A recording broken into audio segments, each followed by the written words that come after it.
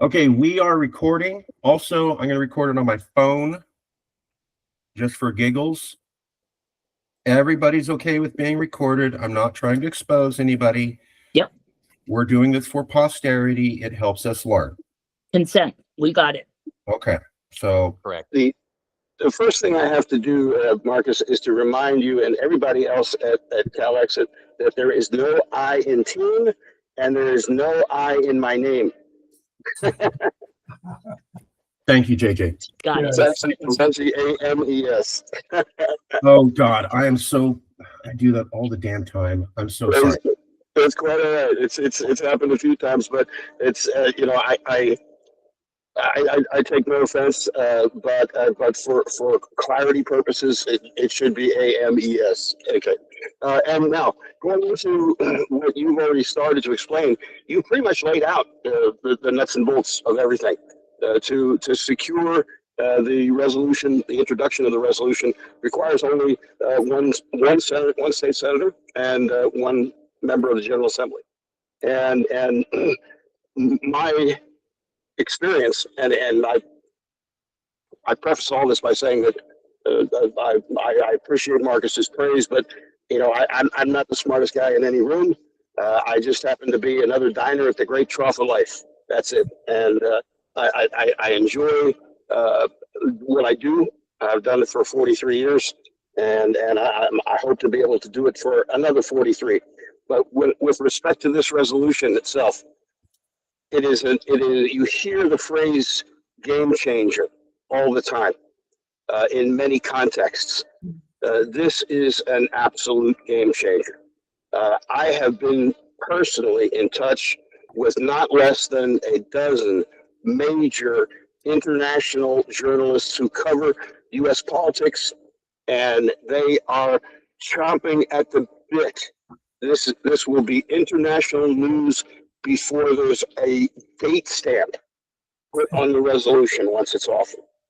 And so when I say that everything in life is a matter of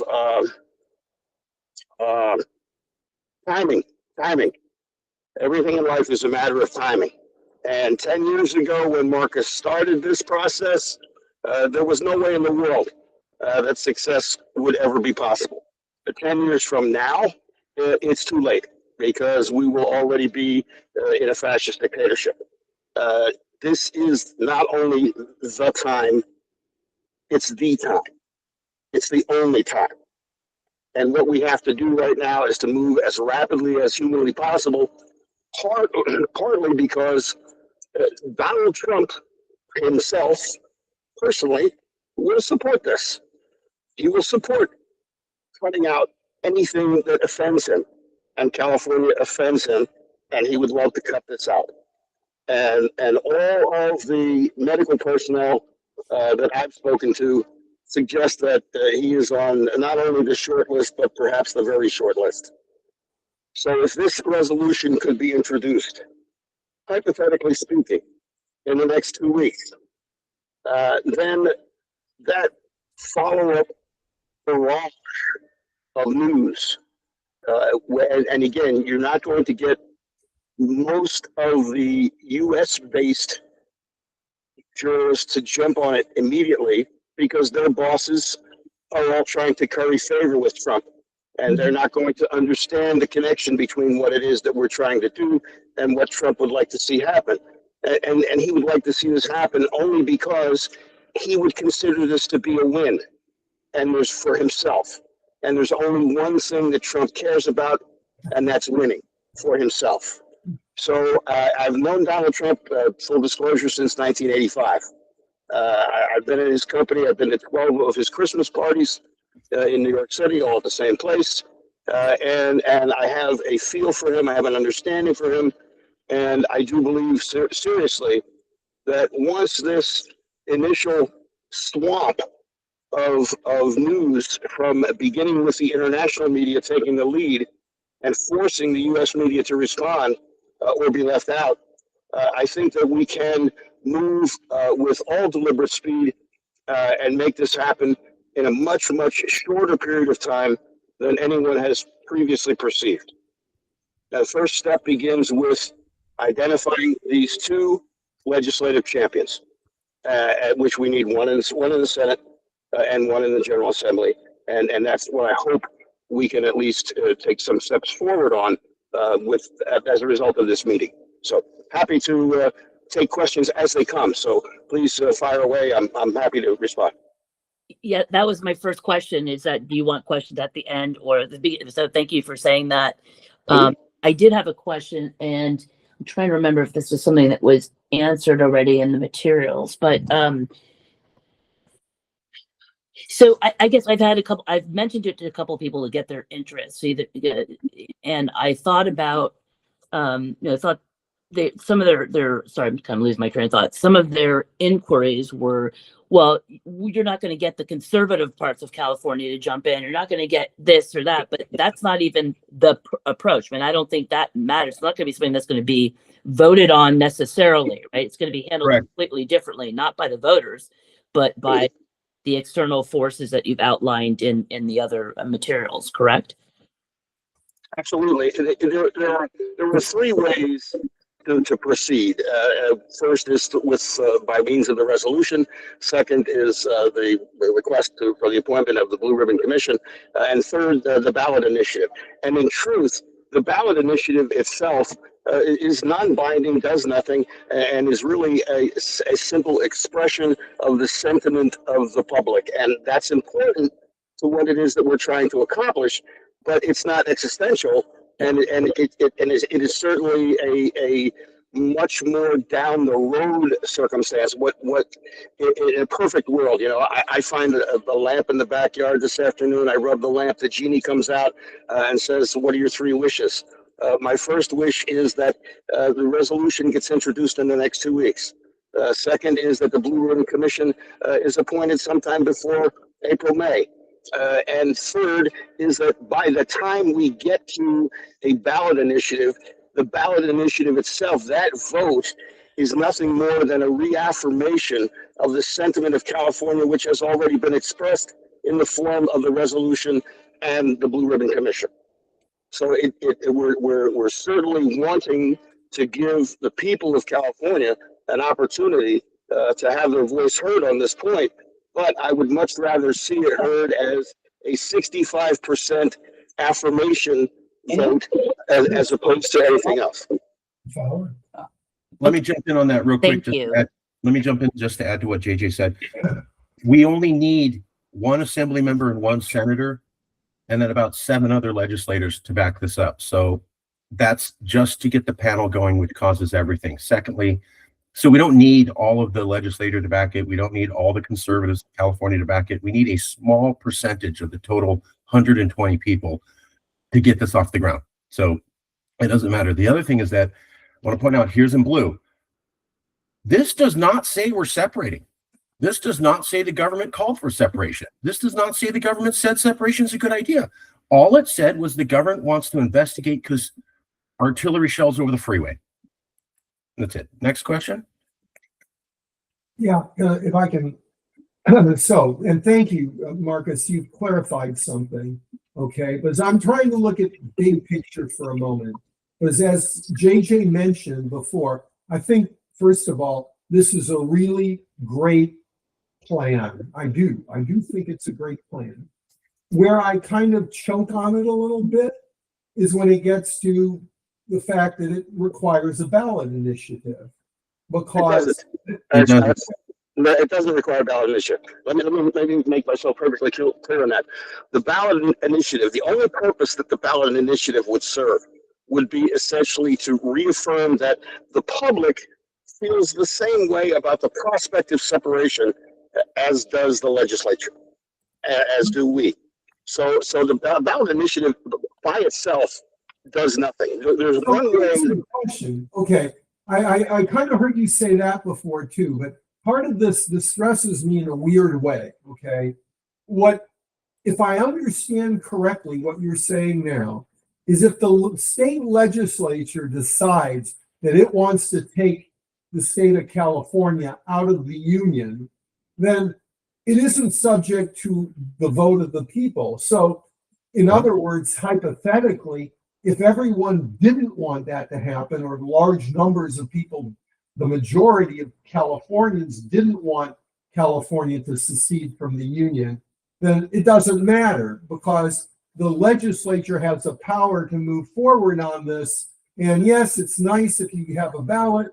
Or help me understand what that means, because what I see here in general, as a non-expert, as clearly a non-expert, okay, is that, okay, you go through this process, and at some point I would hope, if this process succeeds, they say, okay, well, before we can pull the plug here, so to speak, before we can pull out of the union, we need the public of California, the voters of California, to affirm this or thumbs down it. I'm sorry, go ahead. Let's take 2 steps back and 3 deep breaths, okay? And we'll start from this understanding. Mhm. The California legislature has 0 authority to separate from the United States. 0 authority. Okay. The case of Texas versus White from 1868, the only Supreme Court case which references secession at all. Mhm. And what the case involved, and the case said a lot of things that in the end, in the decision, that the facts of the case didn't really involve, but that's great for us for this reason. The state of Texas, after it had seceded and after it had come back into the Union, wanted to sue in federal court. And the defense that was raised to Texas using the federal courts to sue for any reason was essentially, hey, Texas, you seceded from the Union, and when you did that, you gave up your right to access the federal courts. Mhm. The Supreme Court said no, that's not the case. The Supreme Court said that unilateral secession, unilateral withdrawal from the Union is unconstitutional. Therefore, the act of Texas in the first place never really happened for legal purposes. Therefore, Texas can still use the courts, because a state cannot unilaterally remove itself from the Union. Now, the court went on to say that this is not to say that withdrawal is not possible. Withdrawal is possible with the consent of the states.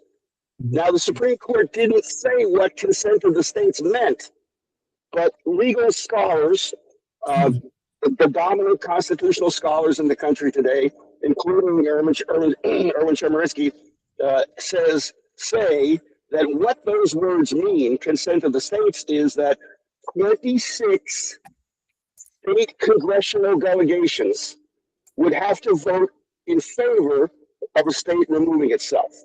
So the process, the actual process of what happens is, we get a resolution on file. The journalistic shitstorm happens in 20 seconds or less, and it lasts for as long as we want it to last, or as long as we can make it last. And during that time, what happens is, hopefully, the resolution is passed. The Blue Ribbon Commission is formed.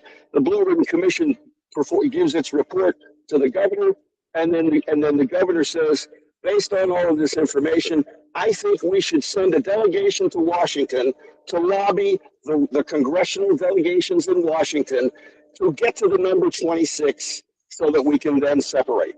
That's how the separation process occurs. So if what the ballot initiative does is simply affirm that, hey, 63, 65, 66% of California is right behind the governor and the Blue Ribbon Commission and the legislative champions who introduced the resolution. And now that we've accomplished all that, now we're going to we're going to form this delegation, which will probably be made up of many members of the Blue Ribbon Commission, send them to Washington, meet with each state delegation, hopefully get to number 26, and then a motion would be, or a bill would be introduced in the Congress to permit California to separate, supported by 26 state delegations minimum, and then we go from there. So, okay, but what happens if that ballot you mentioned again? It doesn't turn out that 60% of the people in the state of California. I'm playing somewhat of devil's advocate in that 60% of the people in California don't want to secede. Say only 30% on the ballot give a thumbs up. Now what? I can answer that if you want. It's up to you. That's fine, but let me just address it a little bit first. First and foremost, at some point in time, I've done this a lot, like I said, a lot of years, and at some point in time in every conversation, common sense has to enter into the equation. And in this particular case, I invite someone to tell me the last Republican that was elected to statewide office other than Arnold Schwarzenegger. Okay, that's A. Right. B, when you look at the message that we put out, the message is going to sell this to not maybe not 65%, maybe 85%, because the number our core message is really revolves around 3 to 4 different pieces of information, and that's it. First of all, California is a donor state. We contribute $400 billion a year. We contribute $400 billion a year to Washington. We receive back in the form of cash or services around about $300 billion, meaning that $100 billion of Californians' revenue it goes to support some portion of the budget of 35 states. Why don't we have universal health care? Because we have to give $400 billion to Washington every year. If we didn't have to give $400 billion to Washington every year, the first bill signed by the first Congress of a sovereign California would be universal health care. So we're offering something that has been dicked with in Washington for 70 years and nothing has happened on it. So so when you talk about 30%, I have to ask 100% of Californians this: are you someone who supports the concept of universal health care? I think if you ask that question on any survey in California, you get 75% plus. Our second issue is living wage. What is a living wage? We need on day 2 of a sovereign California, minimum wage becomes $20 an hour at a minimum. Why? Because we can do that, saving the $400 billion that we're not paying to Washington every year. So what else do we do with that? We look at codifying Roe. We've tried to codify Roe for how long? We'll codify Roe on day 1 of a sovereign California. See, what my pitch is, my elevator pitch, and I've gone way beyond it right now, but my elevator pitch is that since 1787, liberty and justice for all was a promise never kept. Since 1787, life, liberty, and the pursuit of happiness exists primarily for all white men who own property. If you are a person who believes in liberty and justice for all, if you are a person who believes in freedom, if you're a person who believes in life, liberty, and the pursuit of happiness, you've been promised that since 1787, and it has never been delivered. Yep. Why would you think? That again, one person, one vote, like we said yesterday. Exactly. That's really important. That's never been realized either. You're preaching to the choir here. I mean, nobody on this call and many of the people we know personally would absolutely agree with you. It's hard to argue it, but here's why I'm concerned and why I throw out this kind of fly in the ointment of 30% on a ballot, okay? Because when I look at what Trump has done to this country, I look from my perspective, I go, I don't get why people in general, whether in California or just generally, are not stopping him, are not stopping this, right? I'm sorry to interrupt, but there is no way to stop him. He is the chief executive officer. Thank you. He is the chief executive officer of the country. He is being supported by the Heritage Foundation, who has always wanted to enact a single executive, a unified executive theory. And if they had been as strong, let me put it this way: if there had been an internet in 1980, Ronald Reagan would have been the Donald Trump of today, because the Heritage Foundation would have much rather moved forward with the unified executive theory with a Ronald Reagan than they would a Donald Trump. But they took what they could get. They took what they've had. So why did Donald Trump get reelected? A couple of reasons. One is the fiasco between Joe Biden and Kamala Harris, which I have inside information on that too, which we can talk about later. But more importantly, it happened because Democrats fucking suck at messaging. Okay, and I don't. Messaging has always been my strong point. And when you start to talk, when you have, and let's just say this too. When I put the budget together for this campaign, the budget is $330 million. You give me $330 million, and I will bet my own farm that I'll produce an 80% turnout and 80% voting support in the ballot initiative. We can't stop Donald Trump because he is effectively already the unified executive. He is already in that position. He controls the Supreme Court, and I say this over and over again. One thing that will happen between now and the next election, the midterm election, if there is one, will be that Alito and Thomas are going to resign. They're going to retire, and then the Federalist Society will give two more names of 40-year-old white men who support everything that they support. And then you have a rock solid 6-3 conservative majority for 50 years. And the things that are being done now will never be able to be undone. I listened to Gavin talk about, I'm going to go to Washington maybe, and I'm going to maybe, change all of the things back to the way they were. Well, back to the way they were was still bullshit, number one. But number two, how are you going to do that? How are you going to do that? You're going to need constitutional amendments to undo much of what Trump has already done. And it's how many constitutional amendments have we enacted in the last 50 years? None. And so what I'm telling you is that you're concerned about you're concerned about messaging. How do we make all the people agree with us? And we make all the people agree with us the same way that Trump made 71 million people vote for him in 2024. Messaging. Well, I think the messaging is. If I could, before we digress. So I want to throw a few more points in, and then we'll do one more question, and then we're going to focus on the material that everybody's here for today. So just to add it into what JJ said, 58% of Californians said that they were interested in sovereignty, according to YouGov last year. 58%. In 2017, it was 47.5%. So Marcus, without a dollar being spent on messaging. Without a dollar being spent on messaging in 2017, over 50% of Californians, according to Reuters, Ipsos, and Stanford Hoover Little Institute, reputable, said they're interested in Calexit.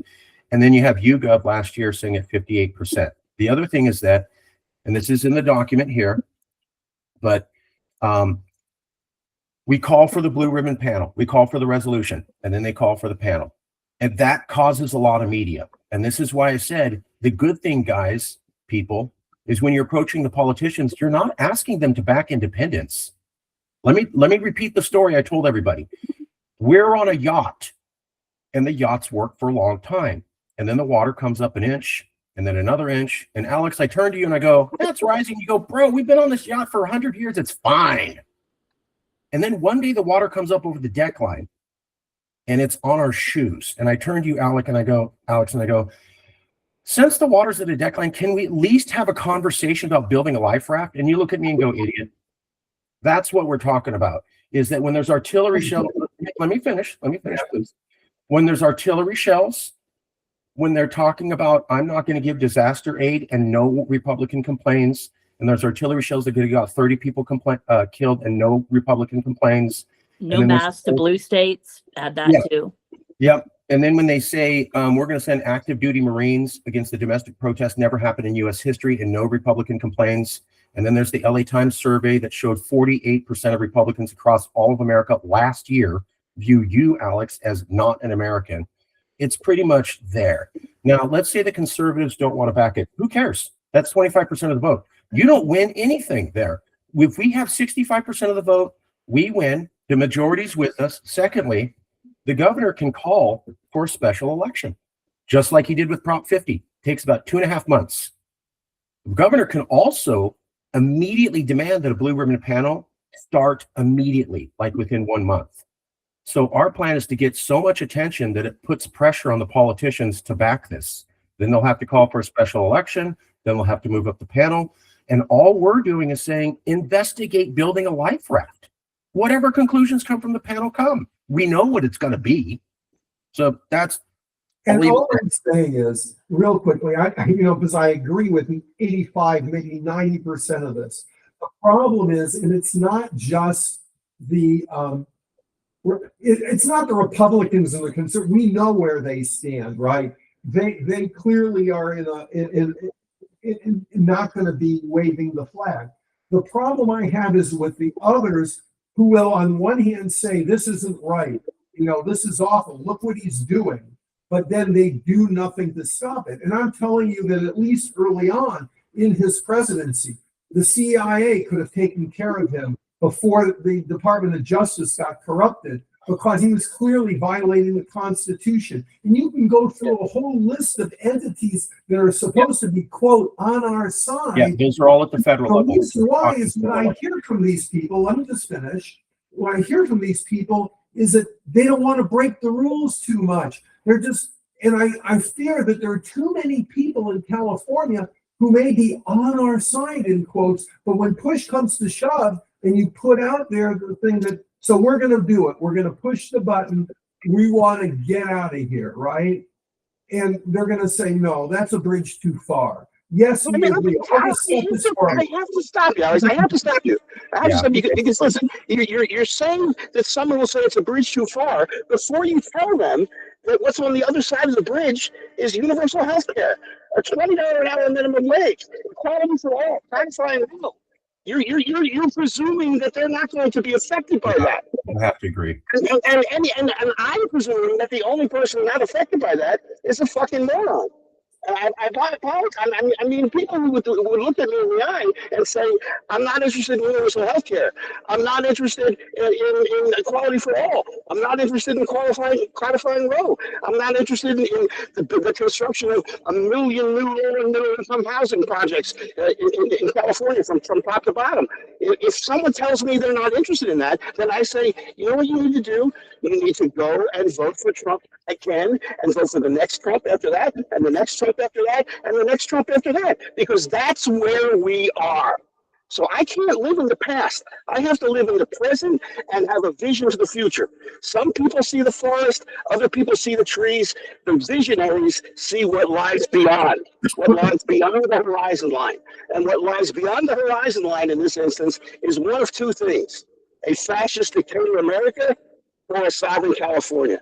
We are a single trigger event away from the start of Civil War 2.0.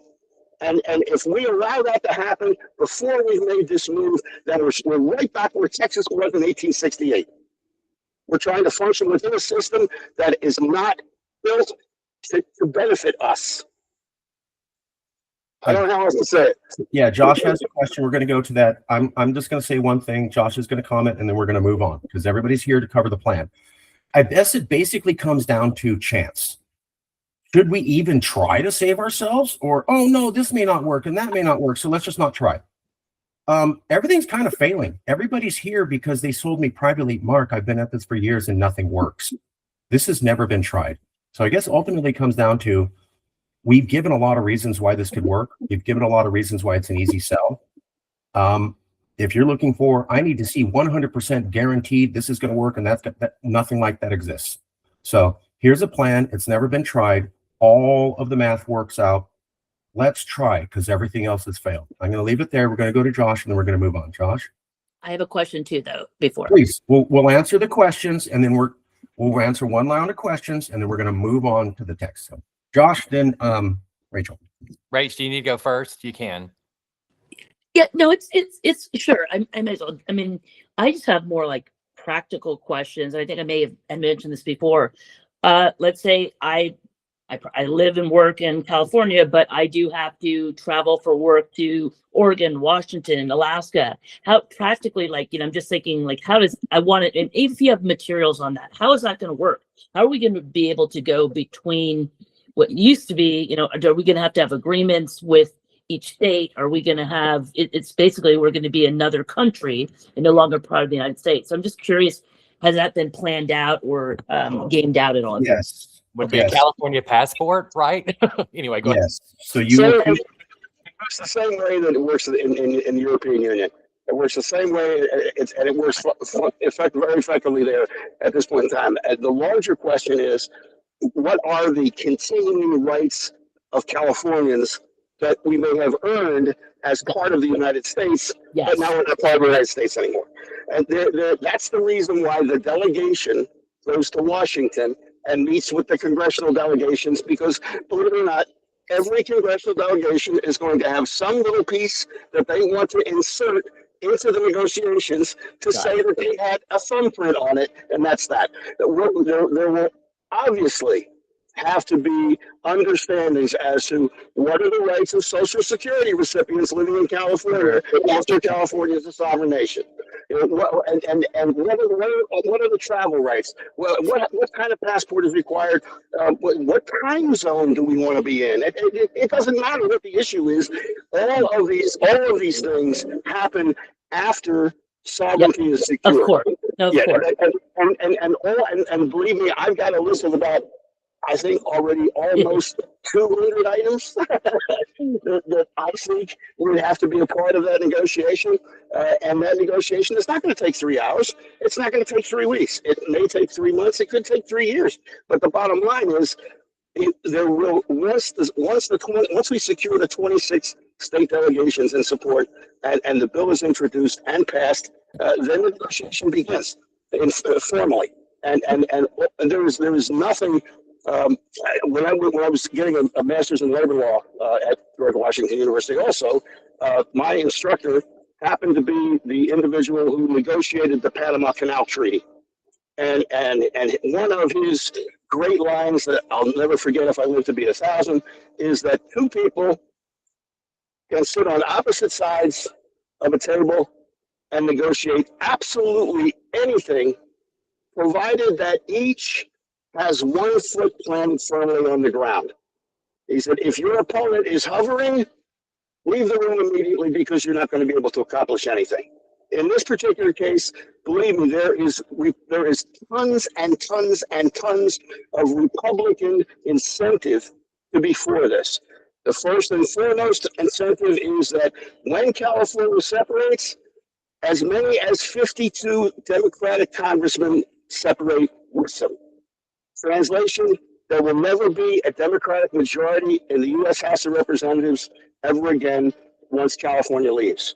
So therefore, what does that do? It forces me to respond to my Democratic friends in Illinois wanting to know why I'm sticking something in their ear. Yep. But at the same time, it is also incentive to Republicans to support this. And also get other blue states to maybe join. Like, they don't want to be part of a non-Democrat Congress. We want to be a little bit careful about that right now, because the more people that you invite into the negotiating room, the harder the negotiation gets. Oh, yes. Yes. So what you want to do is we want to be what California has always been, and that is the trendsetter. Yes. Tim, We're on the same page. I mean that they might consider later. It'd be great to have Oregon, Washington, Hawaii with us after we do it. Absolutely. In fact, we've already been in contact with people in Oregon and Washington, as well as New York and Connecticut. And so I'm actually trying to assist those people now in getting their programs started. And Marcus has already been working with Texas and Alaska and everybody else. So we're familiar with the fact that this could become the newest pet rock. The newest hula hoop, the newest Beanie Baby. And that's okay, as long as we do it first and maintain control over our own sovereignty at all times. Couple comments, and then we're going to go to Josh. Yes, everything JJ said is correct, 100%. A quick answer you can give them is dual sovereignty. America allows dual sovereignty with many other countries: Israel, Canada, England, etc., South Korea. If you have dual sovereignty, you can travel free like before, and you get your Social Security, no problems. That's roughly what we say to them to get it to go away. Also, it has to be California leading and us doing it. If other states like that idea, then we can do that. But JJ's right. It's got to be us in the leadership seat. But I think that is something that other people may like. If we leave, Oregon and New York are going to look into this, right? And who they're going to call us. Without question. And are we going to be mean to them? No, we're going to be receptive. We're just not going to let them be tied to our exit. But we are totally cool with telling them, bro, here's how we did it. Am I saying that right, JJ? Yeah, and let me just add one thing too, because this question comes up. It used to come up all the time. Doesn't come up much anymore. But is it well, what if we separate, and then the United States decides that they want us back and they attack us? And my answer to that is that we're the fourth largest economy in the world. The very first phone call that will be received by the George Washington of a sovereign California will be from NATO. Because NATO will not want the fourth largest economy in the world to not be a part of NATO. And then the second phone call is to NAFTA, which means we have all our existing trade locked in. Josh, you had a question, brother. It was more just adding in just from kind of coming into it as a layman, but then kind of paying attention this whole year to what the options are. And I hear what Alex is saying, because it's kind of like a repeat scenario. Like we've all been in these rooms, right? We all have been rooms like this, rooms like the LA Coalition in our own lanes, but like, it's kind of, it's the same dynamic as far as like, what are we going to do? But we have to always remind ourselves and give ourselves grace that everyone is not us. In fact, the majority of people are not us in these rooms saying, oh my gosh, why aren't they doing why aren't they, quote, our pronoun problems? Like, why aren't they doing anything? Why? Well, I think that I would even call it kind of an unhealthy relationship now, or an obsession with the old rules, is that the old rules, they just don't apply. We are trying, the people in charge, the regime, the fascists, whatever we want to call them, they are criminals, and we are trying to explain to criminals why they shouldn't commit the crimes that they are committing. Like it's like they're criminals because they commit those crimes and they don't give one flying, they don't. And they're in. The executive is the master now. I'm amazed at this whole like elections thing for next year, because it becomes more pipe dreamy every single second. Because why would we think that Congress changing would have any more control? They have Congress now, and they're not they're starting wars, spending money, doing everything that the executive wants, and they have Congress, quote unquote, right? 100%, yeah. Why would we think that it's going to change when we're the biggest, bluest, cobalt sky, wonderful blue wave ever, and every seat is blue by 12 months? Well, really, 12 months and a couple of days from now, on January 6th of 2027, that's going to make a difference. And it's the whole 51-49 of it that just continues on and on and on. That it's not like universal health care is going to happen on January 7th, 2027. What do we got to face then when we, quote unquote, maybe get power back, whatever that means? So I think that, with the brochure, the elevator pitch, just the ad that you are scrolling past and relating it to what people do today, like that, the fight over women's rights, the fight over gay rights and healthcare and every immigration, all of that stuff, like that fight ends like tomorrow. Yeah. With a sovereign California. Yeah. That on a third grade level, because we know what we're dealing with. Not that people are stupid, but they do have to be led. Again, they are not the people in these rooms. So it is up to us, just like as painfully as it is, the old white Christian men that were sitting in the room doing the Bill of Rights and the Constitution. Like, it was just those folks doing this thing that had never been done before because it had to be done. This, in my very humble but lived experience and opinion, is that this has to be done. We have no other. I personally believe that democracy is over. It's over. it's and we're watching it. It's on live support and all of this, everything that we're trying to do. It's not working. We can't break through the glass because they are holding the keys. So I just, I feel that very, very strongly in this election thing that, that's what Rachel and our work this whole year plus has been. It's just, oh my gosh, free and fair elections. Do you actually think if these people are in charge, I don't know, 12 months from now, that we would have free and fair elections and all the other stuff they're doing ahead of time? Like, yes. And Prop 50 was just a commercial. It's just, I think, just so representative of where Californians are. And it's just so congruent and adjacent to the bigger picture of Calexit. So I'm encouraged by this every time that I hear it. That's why I want to record it, because I want to kind of play it back so I can get this in my being, in my spirit, in my system, so I can bring this to people in a casual setting. I brought it up at a party before Christmas, and they're like, "Oh, I've never really thought about that. Is that possible?" Yes. And so I think there's so much more here. Go, Josh. If I could just add one thing to that I hope is the thing that really puts the icing on the cake for everybody. 2016 was the perfect example of why this must happen. In 2016, almost 15 million Californians cast a ballot in the presidential election.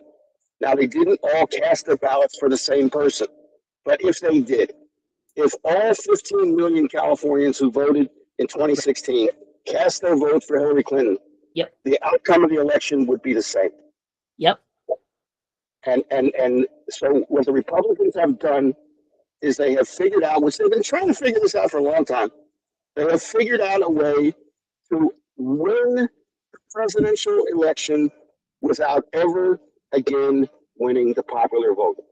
Yep. Now, Trump won the popular vote in 2024, not because of his policies or himself or anything else or his charismatic appearance. He won because of Democratic fuck-ups. He won the popular vote because I disagree with that, but that's another conversation. That's what our campaign is about. The she won because we have other data, but that's another conversation. True, but from the standpoint of the 2016 situation. Yep. Yep. If 100% of California voted for Hillary Clinton, Donald Trump is the president. Now, how long should the fourth largest economy in the world continue to participate in a system where it will never again be responsible for electing a president? And while after we elect a president, we then have to still rebuild the roads in Alabama for people who hate us, and keep the water clean in Arkansas for people who hate us, because that's the only option that we have other than the route that we intend to take right now. Hasn't JJ proven himself?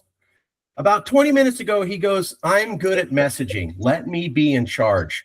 I just saw your comment, Brad, and on Josh and all you guys. And JJ, when you came on and speak, people were like 100%, 100%. They were celebrating you, man. You're really good at this. Just to back it up. I don't do it for that reason. I mean, I do it because in the first Civil War, and again, I started writing about this 10 years ago.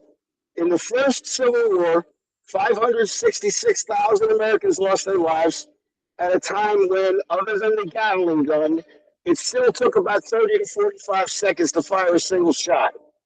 Now you have weapons that fire 600 to 6,000 rounds a minute. And we have 335 million people in the country, 480 million registered weapons. 45 million of those registered weapons are either fully automatic or readily convertible to automatic for less than $50. So I ask myself, when this triggering event occurs, that will occur either before or after California becomes sovereign. When this triggering event occurs and Civil War 2.0 begins, how many Americans will die with these improved weapons based on the 566,000 figure as a baseline, all because I sat on my fat ass in Norman, Oklahoma and didn't do shit about it? That's the way I see this. Yeah. And that's the reason why I am as zealously advocating as I am for this. It doesn't make me the smartest guy in the room. It makes me a guy who gives a shit about loss of life, whether it's somebody that I know or not. This is a life-saving mission. If you're a spiritual person, you can call it what it is. It's a mission from God, but it's a mission that will save lives. Yes, and that's just, I wanted to jump. That's before you came on the call a couple of nights ago, JJ. Everyone was kind of talking, and I said, I'm anxious. I'm glad that JJ is coming to speak because I'm anxious to see what hearts and minds change after you lay this out like you always do. And I think I'll just say this and shut up. I think what we can call it spiritual, magical. What makes this so great is because it is a solution that's on paper, that there's historical evidence, there's a resolution, there's expertise and experience. It is real. We have to now making it real and making it understandable. Yes, but this is a real solution because what other solutions do we have that are laid out? I mean, no other other rooms that I've been in, and this is no shade to anything else I've been involved with, including my own coalition, has had this kind of structure. Yeah. Has had this amount of evidence and structure and plan in place that literally it's like 2 weeks from now we can start this process. So that's all I wanted to say. I just want to emphasize too that it also addresses all the questions, all the things that we get pissed off about. Electoral college is never, ever going to be fair. And then if we were to say, okay, get rid of it, then California would always win. And then we have the opposite problem. But this way, we don't even have to address it. Right. It's just so much. It really answers. ICE goes away. To back up what Alec is saying, why aren't people pushing back? That's a great question. But this is what I said at the first LA Coalition meeting. Yeah. I don't bring it up at the LA Coalition meetings because I'm a liberal. I like to protest. I never want to discourage any liberal from getting out there and fighting the power. That's how I got started. At the same time, Josh, some of you have come to me and said, hey, I went to the protest. It didn't stop. They didn't stop. Yep. We can't stop ICE. It's federal. And so until a new president is there, or until Congress fundamentally rewrites immigration law, which they haven't done since Ronald Reagan 50 years ago, there's nothing we can do. And then they have a Supreme Court. And that's what JJ was pointing out. The Supreme Court's as conservative as it was in the 1930s. Yeah. And it's going to get even more conservative. Right. So when you're like, oh, well, some of those Trump judges back liberal states up occasionally, that's going to be completely wiped out. They back Trump up 80% of the time. We're going to go up to 120% of the time. Right. Let me just throw in a few more things. Midterms. One more thing when you're done, go ahead. Just to tie in what everybody said, and then I do want to cover a couple of things that JJ put together, just so we're ramped up on that. By the way, Alex, after we review the material, I will stay here and answer every single question you have once we've gotten people through the material. Just real quick, Nancy invited JJ to come and speak because she saw the article about how Trump was planning to rig the midterms over Christmas. So that's somebody who's not even here going, wow, that looks like this whole thing's he's going to rig midterms. He just tried to do it with Texas. And then over Christmas, when people are busy, then he goes, give me all your voter rolls and I'm going to start eliminating people. Yes. This is Florida with George W. Bush again. Remember, 35,000 black people were removed from the voting rolls in Florida, which is racist as hell. And then the Supreme Court backed it up. We have an even more rigged Supreme Court.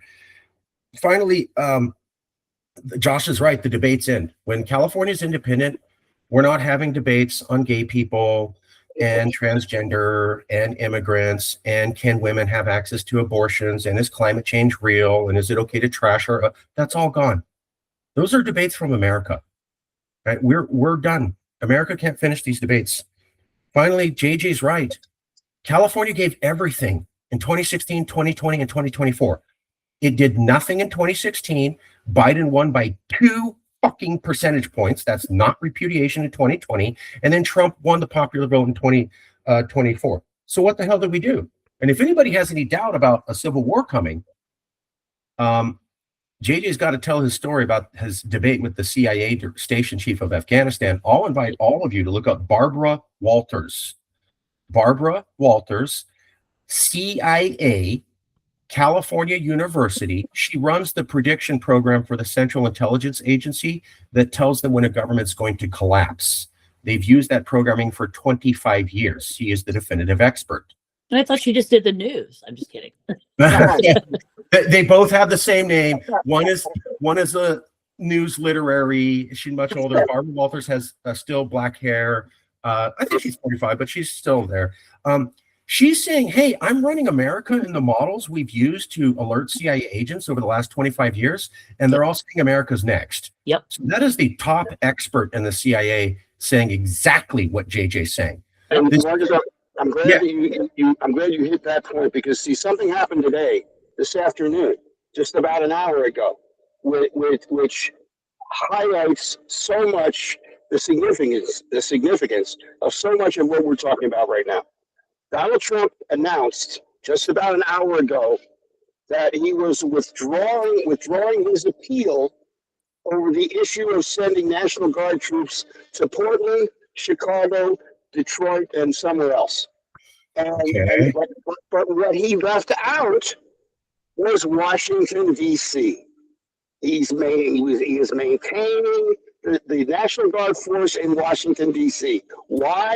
Because you heard me tell this story before, Right. but it's worth telling it again, that in 2021, in January, when he didn't want to leave, the only thing standing between him and the people that would remove him was the White House fence.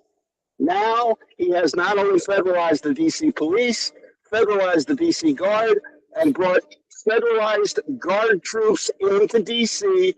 from 8 red states. So that there are now in D.C. more National Guard troops from red states than there are members of the D.C. National Guard. Why is that significant? Because he doesn't want to leave if he lives through January 29. He doesn't want to leave. And this time, instead of having a White House fence as his security blanket, he's got a 55.7 square mile enclave that you only get in or out of if you go past the National Guard tanks that are on both ends of every bridge coming in from Virginia and at every circle coming in from Maryland. That's the only way you get in. So why did he say, I don't want to fight the fight anymore regarding LA or Portland or Detroit or Chicago? Because that's not what matters to him. What matters to him is winning. What matters to him is not being hauled out of D.C. in 29, assuming that he's still alive at that point in time. But the bottom line is, he is so transparent. He thinks he's being devious, but he's being exactly the opposite. Why would he give up that fight for LA, Portland, Chicago, and Detroit? Because he doesn't give a shit about them. He gives a shit about staying in D.C. and making sure that the only people who get in or out are the people that are going to serve his agenda. But that happened this afternoon, and it reinforced to me that he knows what we're doing. He knows all about this. Yep. There's people follow my social media the same way that Gavin does. I get direct messages from Gavin's press people, all right, on my social media. They know that Trump knows what's going on, and now his people are posturing, okay, I've lost California. I don't give a shit about anything else, but I'm going to have D.C. so secure that whoever is sitting in this chair in January 29 leaves of their own accord and of their own accord only. Yep. Okay. 2 minute, 1.5 minute elevator speech. Tell them the CIA story. Real quick. CIA story, please. You're all going to love it. I wrote this paper in 2015, which basically said that the United States was a single triggering event away from the start of the next Civil War. I used to do lunch and learn talks at embassies in D.C. because everybody who's not in the United States always wants to know what's the state of the American political process. So I started to deliver these talks, and at one of these talks, one of the special guests of the British embassy happened to be a gentleman who was the CIA station chief in Afghanistan at the time. And he grabs me afterwards and he says, man, you don't know shit about shit. He says, you got this all wrong. He said, how is an insurgent force going to be brought together? They have no comms, they have no logistics, they have no this, they have no that. And then after January 6th of 2021, this guy, now retired, living in Cleveland, Ohio, calls me up and says, I owe you the biggest apology that one person can give to another because you saw this coming and we didn't. And it was our job and we missed it. We missed it.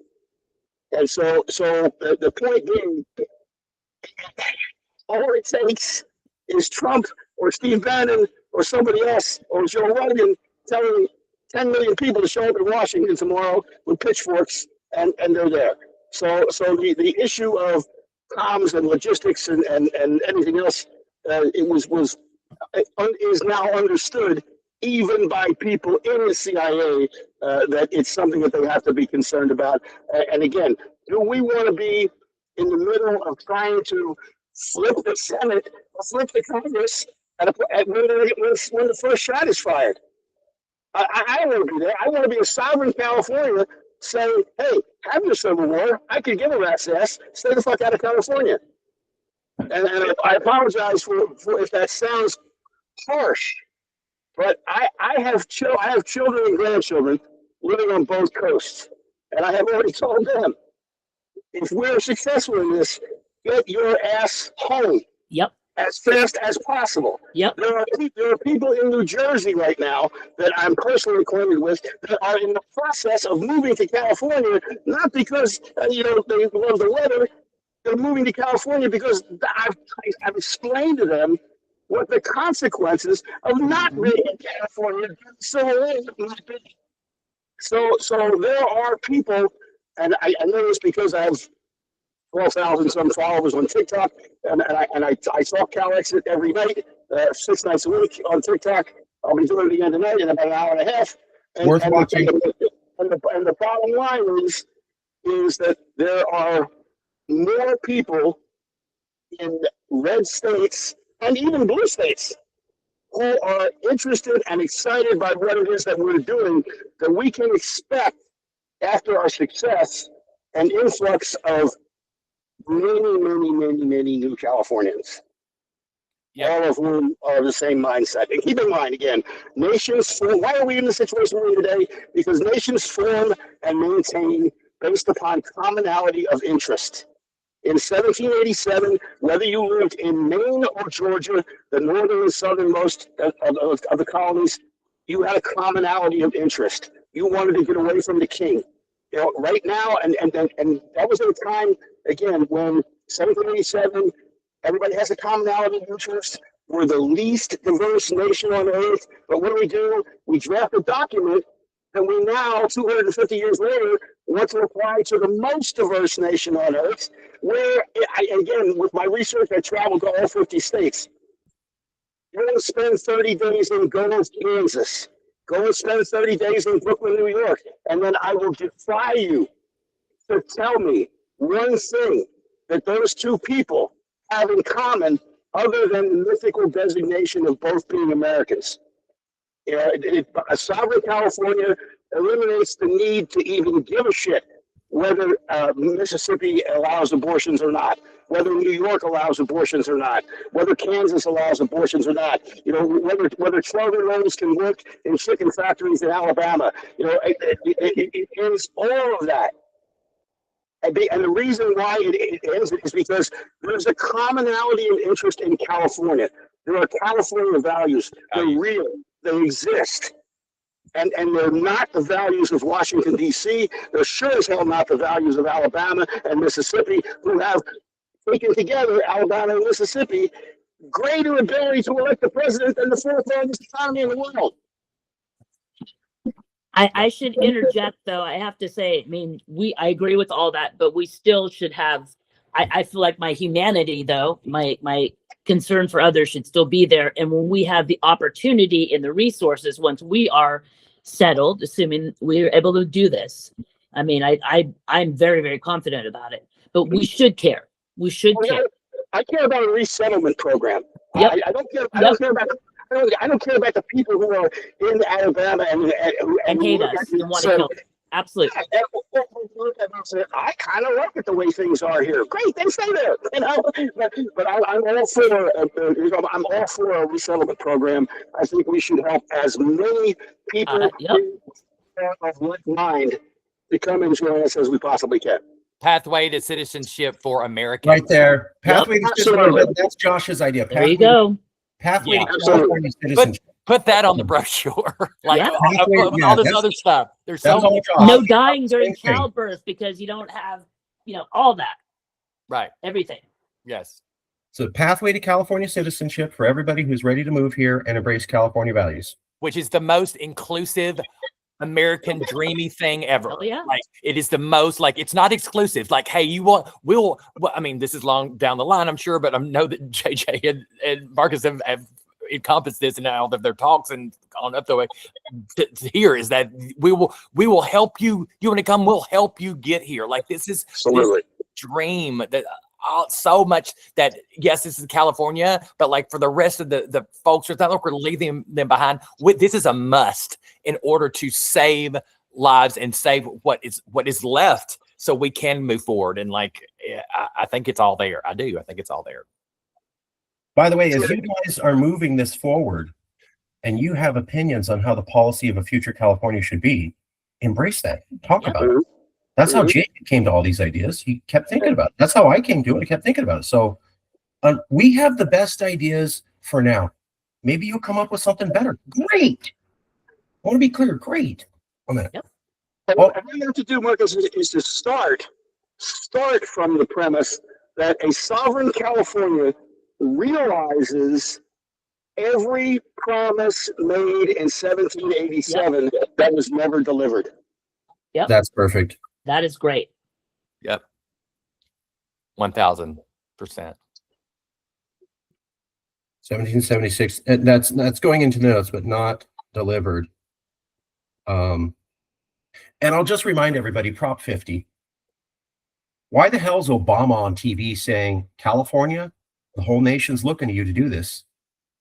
Right? That for me, that was the wake-up call. Like the president, the last stable president comes here and goes, I hope this one election in California works or all of America's over. That's what he said on TV. Think about that. And then Newsom went on a few months before and said, I don't know if we'll have elections in America on national television. And his eyes were this big when he said it. Folks, here you go. There's your proof. Right? It's top elected officials connected are going, holy shit. I don't know if we have this tomorrow. 2 of them. You just saw that 2 months ago. Right? Yep. So also, nobody predicted January 6th. I did a lot of interviews with different sociology professors. Nobody predicted January 6th. All of them would have said, there won't be civil war. It won't get that bad. Will never happen. And then every single one of them was wrong. No one predicted Jan 6. So why do we listen to experts who go, it's not going to get that bad? All of you were wrong on January 6th, and I'm sorry, that was an insurrection. Just straight up. It can happen anywhere else, but it can't happen here. Why? Because we're America, and we got God on our side. Right. Yep. He's right.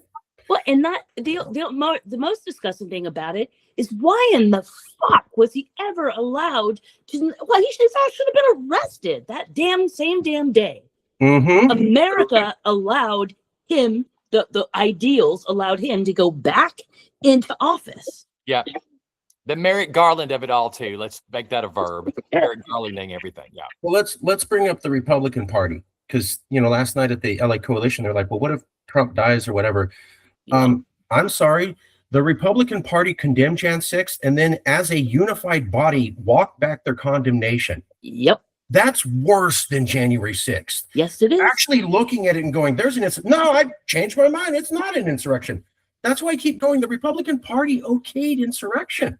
They said nothing when 30 Californians almost got killed. They said nothing when he sent Marines in. They said nothing when people are dead on the ground. And Trump goes, I don't know if I want to help. That's the most heartless shit I've ever heard of. It's never happened in U.S. history. Not one Republican from the county or city level up to national could say anything. Why do we think these people hate us anything less than all other guts? They fucking hate us. Whether they Let me, should, let me ask you this, Marcus. Sorry to interrupt, but let me ask you this. Why were the members of Congress that clearly participated in the insurrection, why were they sacked? They should never have been sacked. And that was done by, sorry, Pelosi and others who knew what the hell was going on, but they allowed it to continue anyway. because we can't trust the feds. And for the same reason I tell everybody when I was selling this to some Republicans, and I go, what's going to have greater accountability? Washington, D.C., or all decisions made in Sacramento? And they go, what do you mean? And I go, how many of you been to Washington, D.C.? I've said this in many groups of 30 people. 2, 3 people, may not you, JJ, but most people will, 3 people out of 30 raise their hands. And I go, how many of you been to Sacramento? Every single person out of 30 raises their hands. And I go, how many have been to Sacramento more than 3 times? Every single person. So what government's easy to keep account? The one that 2 out of 30 people visit once in their life, or the government that 30 people out of 30 have visited 5 to 10 times? And Marcus, there's one additional point to be made. Let's just say people in California get really, really, really upset about something that's done in Washington, and they're so upset that they vote out of office every single California congressman, Democrat and Republican. What does that change with respect to what happened in Washington? Nothing. If you get upset about something as a sovereign California, you get upset about something that happened in Sacramento, and you vote everybody out, everything changes immediately. You have the ability to affect change in Sacramento. You do not have the ability to affect change in Washington. Look, we can't protect women, right? A lot of women feel secure here. If they push a national abortion bill, you can't do anything about it. I am a second-class citizen, and it is okay to racially profile me according to the federal government of America. That's a Supreme Court decision that's been upheld twice. Yep. That will never change as long as we're part of there. You can never get rid of ICE. We can never protect women for sure. We can never guarantee LGBTQ rights. These guys, we can never guarantee that you won't get a gun permit in Arkansas and then be able to carry that across state lines into California. That is something the Republicans have been talking about for 20 years, universal gun access. So all of our gun laws would go in the trash, and some whack job out of Arkansas could get an AK-47 and then drive in here. They're talking about that every fucking year. None of this is protected from none of this as long as we're part of the U.S. As the most recent slap in the face, anybody know what the most recent slap in the face to California is? Where are the next round of ICE agents being trained? San Diego, California. Yep. The new class of ICE agents is being trained in San Diego, California. That's when you have so many places on the East Coast, many places in Florida, many places in Texas where this training could have occurred, but it's taking place in San Diego as one more way of Donald Trump saying, I fucking own you. Yep. And you know what else I'm really fucking tired of is the pattern of, and it used to be, now it's the Democrats are so feckless they don't do shit. But the pattern of Democrats get into office to clean up just the shit that the Republicans did. Look at Obama and after Bush, right? But there's so much gridlock. There's so much intent on ensuring that nothing new gets done. So it's this pattern. Democrats go in, they fix a couple things, nothing really significant happens. Republicans get in and they fuck it all up again. And it's this pattern that continues over and over and over. And again, California can do nothing to stop it. Nothing. I get the fact that as human beings, we have a natural aversion to change. We don't like change. We go to the same restaurants all the time. We take the same route to work every day. We don't like change. And the best example I give many examples, but identify one thing that we do the same way today that we did in 1787, other than eat, sleep, and use the bathroom. we are willing always Yeah. to stare technological advances in the face and say, I don't want to do that. I don't want to do that. I don't like change. Change bad. Change no good. There is no opportunity right now for us to say change no good, because there is change or there is death, and that may sound a little over the top, but that's the way it is. No, it's not. And also all of us here, though, I would say, are very open to change, because I actually don't go to the same restaurant all the time, and I don't go drive the same way over, because I need that diversity, and I need growth. Two things I want to point out about the national Democrats. They're not California Democrats.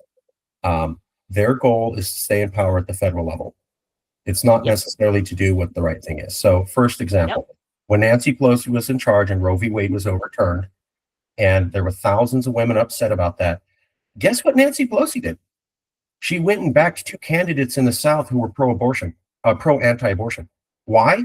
Because they wanted to get those seats. Right. And so they were willing to look the other way while telling everybody be upset about abortion. They were willing to back two pro-anti-abortion candidates at the same time. Let's fast forward. Who's heard about that guy, Grant, whatever, out of Maine? The guy with the Nazi tattoo on his chest? And then he got it inked out because he couldn't go to a tattoo eraser store because he didn't have time. It takes 2 hours to get there. And then he's also been calling people the F word, F-A-G-G-O-T. And the Dems are like, shut up about him. He's cool. Let's talk about how they're bracking Marjorie Taylor Greene and go, oh, she's turned. She's turned. Yeah. She has said that her comments against Jewish people were racist. She said that she tolerated white supremacists in the background. She's condemned half of her voting base. She said, I was wrong for associating with 3/4 the people I did over the last. No, she said none of that. And they love her. Let's talk about how the Democrats could never admit that California was a donor state for the last 45 years. Let's talk about how Governor Schwarzenegger brought up that California was a donor state, and then it was two Democratic senators, Feinstein and Boxer, who went on TV and said California is not a donor state and never have been, meaning they lied. How do we know that the National Dems are going to do anything right? Let's talk about how the National Dems said, you know what, we need to get America to come together. We've had too many times where we can't pass unified bills. We're doing these omnibus bills. Let's come together and have bipartisan support. First two things, the Democrats worked with Republicans to pass bipartisan legislation in 5 to 7 years. Charlie Kirk's awesome, and let's ban those god-awful transgender people. So you tell me you have any faith that the American Democratic Party is not going to bend to racism and bigotry so that they can maintain power? Marcus, all you have to know is this. The Democratic Party has had unified government, meaning they've had control of the House, Senate, and White House 4 times in the last 3 decades. And during any one of those 4 times, they could have codified Roe v. Wade, and they just didn't give a shit. Exactly. Yep. So how much of this is on the how many times have that's why I blame, we know the Republicans are, this is on the fucking Democrats. This is on y'all, on them for failing over and over decades of that and not acting. Exactly. And I think that I'll say this really quickly because I know we need to move on. Like the thing about this, and I think there is almost an unhealthy, I would now say, obsession for us as, progressives and Democrats, like that we're obsessed with consensus. We've got to include that it's not in the traditional sense. We don't have to have that for this. We do not have to have everybody. We are the leaders in this. This is an anomaly. This is a brand new, fresh, shiny thing. We're going to say this is a product. You don't really know that you need this, but oh, how you need this. We need this to not only live and thrive. We need this to survive. That is where what Calexit is for California. Let California be California. What this is going to activate are people like that are in this room. This will activate fighters. This will activate people that are historically oppressed, women, black women, gay people. Like this will bring us, because they're represented on this call, us out in numbers to the thing is just getting it across because they don't know that this can happen. Make it real. Let me cover some of the stuff that JJ went, just to cover a little bit of this. I'm going to do a share screen, and I want to thank everybody for their time here. Deeply appreciate it. Okay, just to cover some of the basics. So, can everyone see that okay? Yes. Yeah. Okay, so again, one assembly person, one senator out of 120. JJ's already identified 22. We're not saying vote for separation. We're not saying you have to back separation. What we're saying is the yacht's sinking. Can we talk about building a life raft? Do you really think that's crazy, Mr. or Mrs. or they, them politician, given all the whack job stuff you've seen? No. We think that'll cause a media firestorm, and that media firestorm will compel people to do other things. Now, the politicians that JJ's picked out, they're all in safe districts. So they don't have to worry about saying something controversial. They have all already shown a tolerance for taking on the federal government. Our plan is to submit a resolution, and then after that passes, we want to ask for a direct call for the panel directly. How to approach the assembly. This is from JJ. Support only means approving a study. It does not mean endorsing independence. This is not a secession independence thing. This is a study, an inquiry. Supporting the bill for the creation of the panel means they are supporting knowledge, not a policy. We're not suggesting a policy. We're saying, don't you think it's time to look into this? This resolution is an act of preparedness. We've seen what can happen. We can't predict what will happen in the future. This is a way for us to respond to the unknown. We're looking for a referral of a resolution to either the Judicial or Government Organizational Committee. Now, for the Senate, it's the same, but a little bit different. We want to emphasize that the proposal is completely within the realm of the state government to act. We're not asking you to do anything that's extraordinary. This is a boring, normal government process. This is not irregular or extreme or illegal or constitutionally unsecure. None of that. We're not proposing independence. There is no legal improper thing to do here. This is the appropriate risk management decision given the federal government now. We're looking for a fact-finding mission. This is key when you're approaching them. Now, we've gotten this. So here's an example. Here's Matt Haney. Now, all of you have this in email. Why Matt Haney? He made statements on defending California. He has a low-risk election. How do we think you should approach Matt Haney? To frame the resolution as an exercise in institutional due diligence, emphasizing the legal and peaceful nature. Now, if you want to know more about Matt Haney, here's one bio, here's a second bio, and then here's a third bio, so you can learn all about him. Same thing with Ash Kalra. California Constitution represents California values. We could emphasize that. He's a constitutional expert, so we want to emphasize this is constitutional. JJ already outlined Alex Lee. He's a well-known LGBTQ legislator. If you want to know more about him, bio 1, bio 2, bio 3. Buffy Wicks, some of you already mentioned her. Her values are overall consistent with California. Bio 1, bio 2, bio 3. There she is, District 4, Oakland. Matt Bonta, Catherine Stefani, Liz Ortega, Dawn Addis. She's a mega environmentalist. The way you can approach that is Calexit is the only way to protect land from Trump. We come down here to Senate, Scott Weiner. Scott's routinely pushed against the federal government and Trump. Maria Elena Durazo, big worker, protection, hates the federal government. She's made statements. So that's all these people. Now let's come down here to, I'll cover the resolution in just a second. Well, JJ will. I want to show you this, these scripts here. Let me fix this give me 1 second. So JJ has already created the scripts. Here's the email script. You can literally copy and paste. I'm writing as a constituent to urge you to support legislation that would establish a Blue Ribbon Commission to examine all peaceful and lawful means by which the state of California might pursue voluntary withdrawal from the United States. This proposal does not presume the predetermined outcome. Its purpose is to gather facts, assess feasibility, present policy options for governance, fiscal autonomy, and representation. Given the recurring conflicts between the federal directives and California's policy preferences in climate, immigration, you name it, this is necessary. The commission would ensure that any discussion of California sovereignty proceeds Sorry, I responsibly. have to leave the meeting. Anyway, thanks for inviting me. I appreciate it. Have Thanks, a really Alex. good day, everyone. Thanks. Thank you. Thank you. So the commission would ensure that any discussion of California sovereignty proceeds responsibly with the input of economists, constitutional scholars, and civic leaders. Here's the phone script. It's largely the same, but there are some differences. I'm calling as a constituent to urge you, whoever they are, Senate or Assembly, to support legislation creating a blue ribbon panel. Californians have long faced political and economic challenges resulting from federal policies that fail to reflect our values.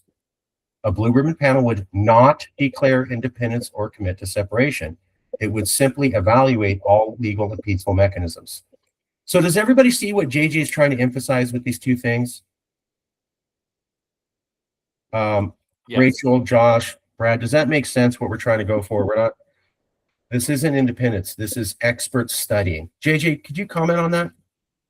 No, I just think that again, you want to, legislators hate to commit to anything. So, because then they have to defend that commitment down the road, even if they're in a safe district, but not as difficult if they're in a safe district. But in this particular case, what we're trying to emphasize is that we are not, that your support of this resolution, your support of the bill establishing a blue ribbon commission is not support for any particular outcome. It is simply being a responsible legislator, recognizing that the federal government is in a state of absolute flux and disorganization at this point, and that California has suffered as a result. Therefore, as a California state elected representative, it is incumbent upon you to explore ways in which further damage, further devastation might be avoided. That's simple. That's all you're asking them to do. You don't have to come up with the script. What we recommend is that you call and email. So I like to email and then call an hour or two later and say, hey, I sent you an email, but by the way, here's my message. Because if they like the message, they'll look up the email and now you got two messages to them. So JJ's already written out the email script, the call script. You don't have to think about it. He's already identified the legislators. Let me go back up to that. And like I said, here's the name. Here's his suggested approach. And then here's bios. So you can learn even more about them. Like if you want to take this and you really want to zone in, I've already outlined where you can get all the best info from them. And these are top level sources. So the question then becomes, how do we call and email all these people? I'd like to turn it over a little bit to Rachel and Josh. You guys are the experts in the room on that. What do you think might be the best way to email call these politicians?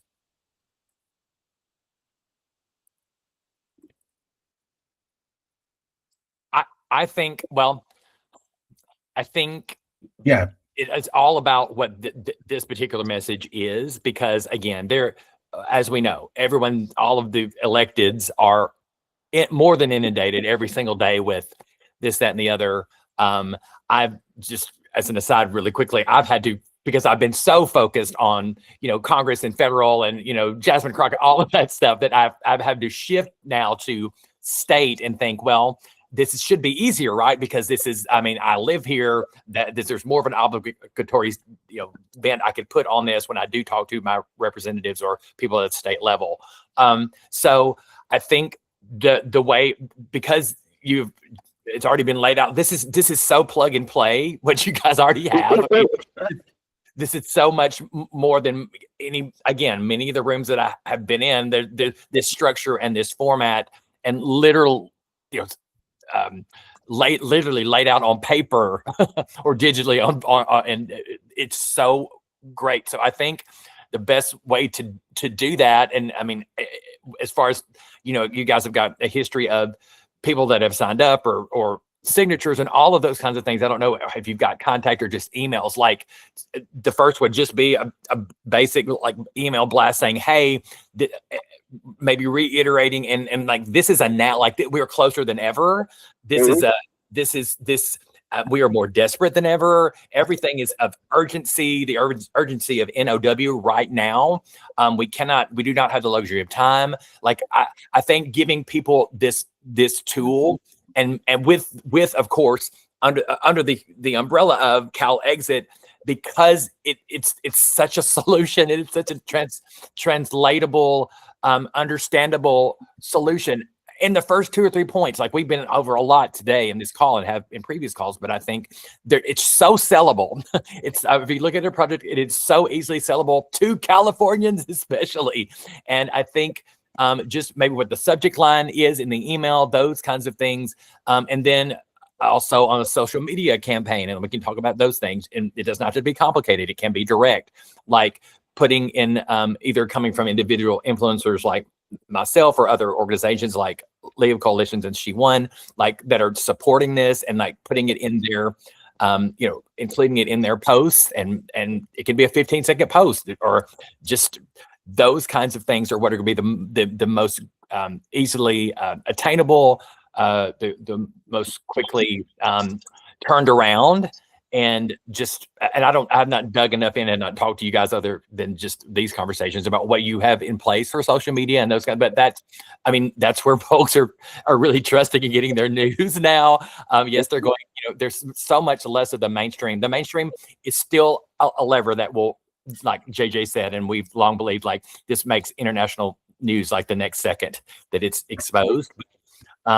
That what people are really paying attention to or what they're scrolling every single day, and like getting that in an algorithm and all that stuff matters. And so I think that might seem kind of like an expected response, but those are the things that work in our opinion. Also, the third thing I'll say is mobilize, using that as a tool. We've had a couple of national calls for our movement, League of Coalitions, She Won, and basically we've gone around to different markets. Like the last call we had 20 different markets, and you go into what Mobilize is you can pinpoint and set up an event in that market. So when people, a call in that market, so when people say, hey, what's happening in my in the protest space in my area today, and it covers virtual as well. That virtual call for if you put it in all sections of California, it can be open to everybody, I think, but like it's all sections of California, all different areas and markets, people can search that, and then they can sign on to this call that we're having on such and such date. And you put a graphic up there. It's like, and just make it, the truth will sell it. I mean, this solution, whatever we would put in that kind of thumbnail that people see as they're scrolling in, because the mobilized people, those are active people. The people are signing on to that website to see what to do.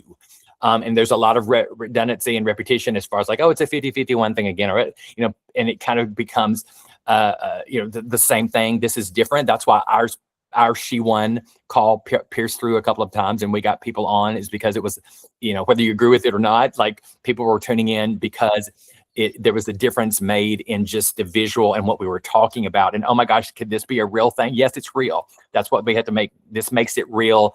And what Mobilize does is makes it real to people who are fighters and activists and already in that space themselves. And I can help you. I can help you with that.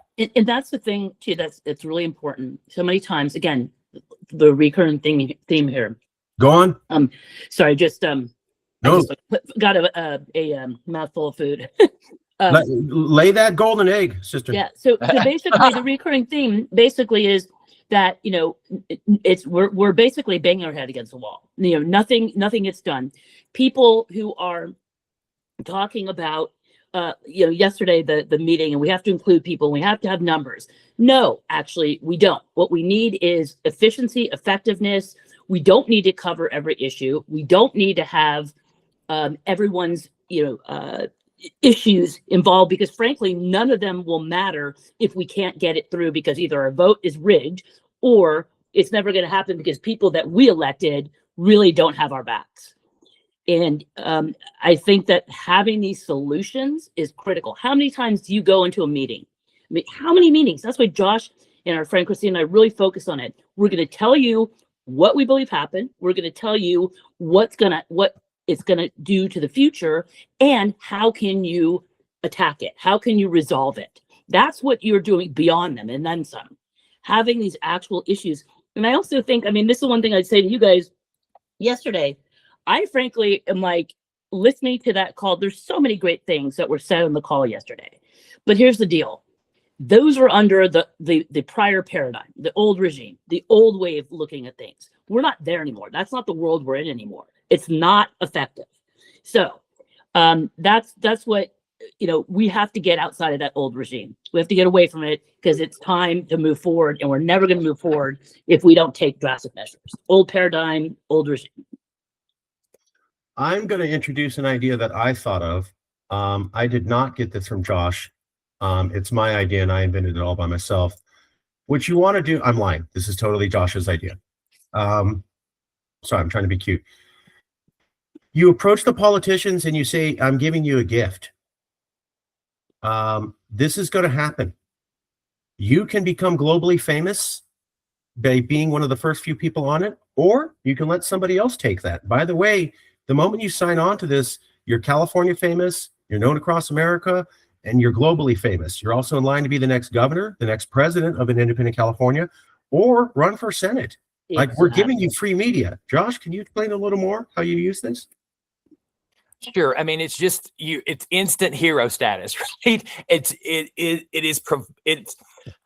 I think because of some may say provocative, or polarizing. I say bring it all, because again, we are at, the body is lying on the table and the defibrillator has to come out. It's a shock. We're at the shock phase. Shock. So if it's shocking, let it be shocking. If it is big, so let it be big, and presenting it to that. It only takes one, really, because that second one, if someone from the upper house, then the lower house, it just takes one, and the folks that you listed out, maybe it's one of them, and maybe it's not. Maybe we'll get a surprise, but it just takes that one, and also with that comes a responsibility and a moral, ethical bent and obligation for, like, hey, really existentially, those, and I don't care if it sounds dramatic or even traumatic now, because those are the words we have to use.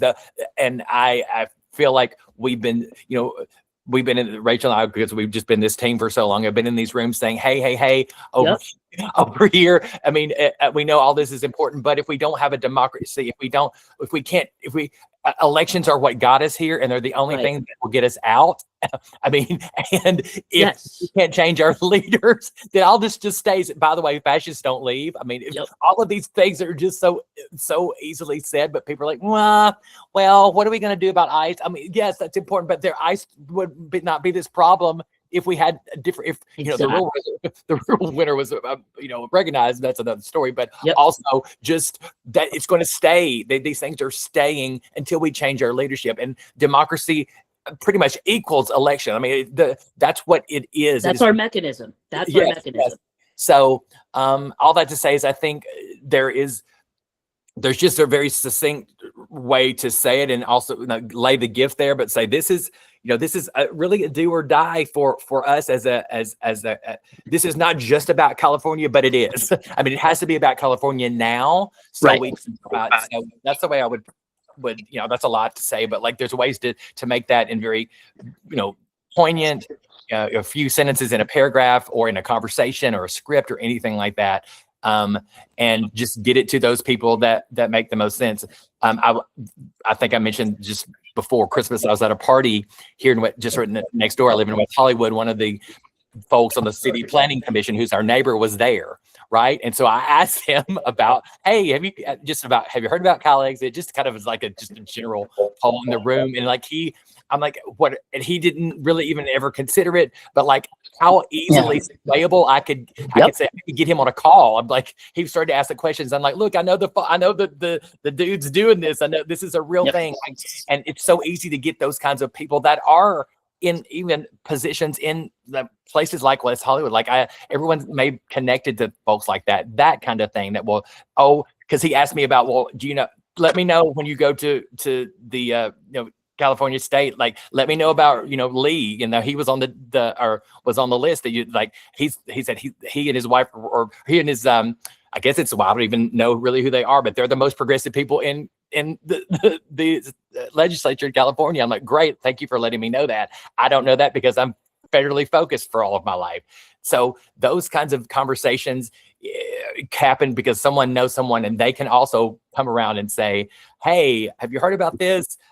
Because they have that relationship with people that we wouldn't in a normal circumstance. So all those things can work. Ask everyone, everyone that you think might have a connection. And let me add on to that. Please. John, another thing, I'm sorry that you and I talk, like we talk and dissect constantly. The other thing is, I don't want to hear anymore. Well, we got to introduce this slowly. No, we don't. We don't have that kind of time. We do not have that kind of time. Cut through all the bullshit and say, look, this is what's happening. We don't have the time to go, oh, I have to get used to it. Fuck that. No.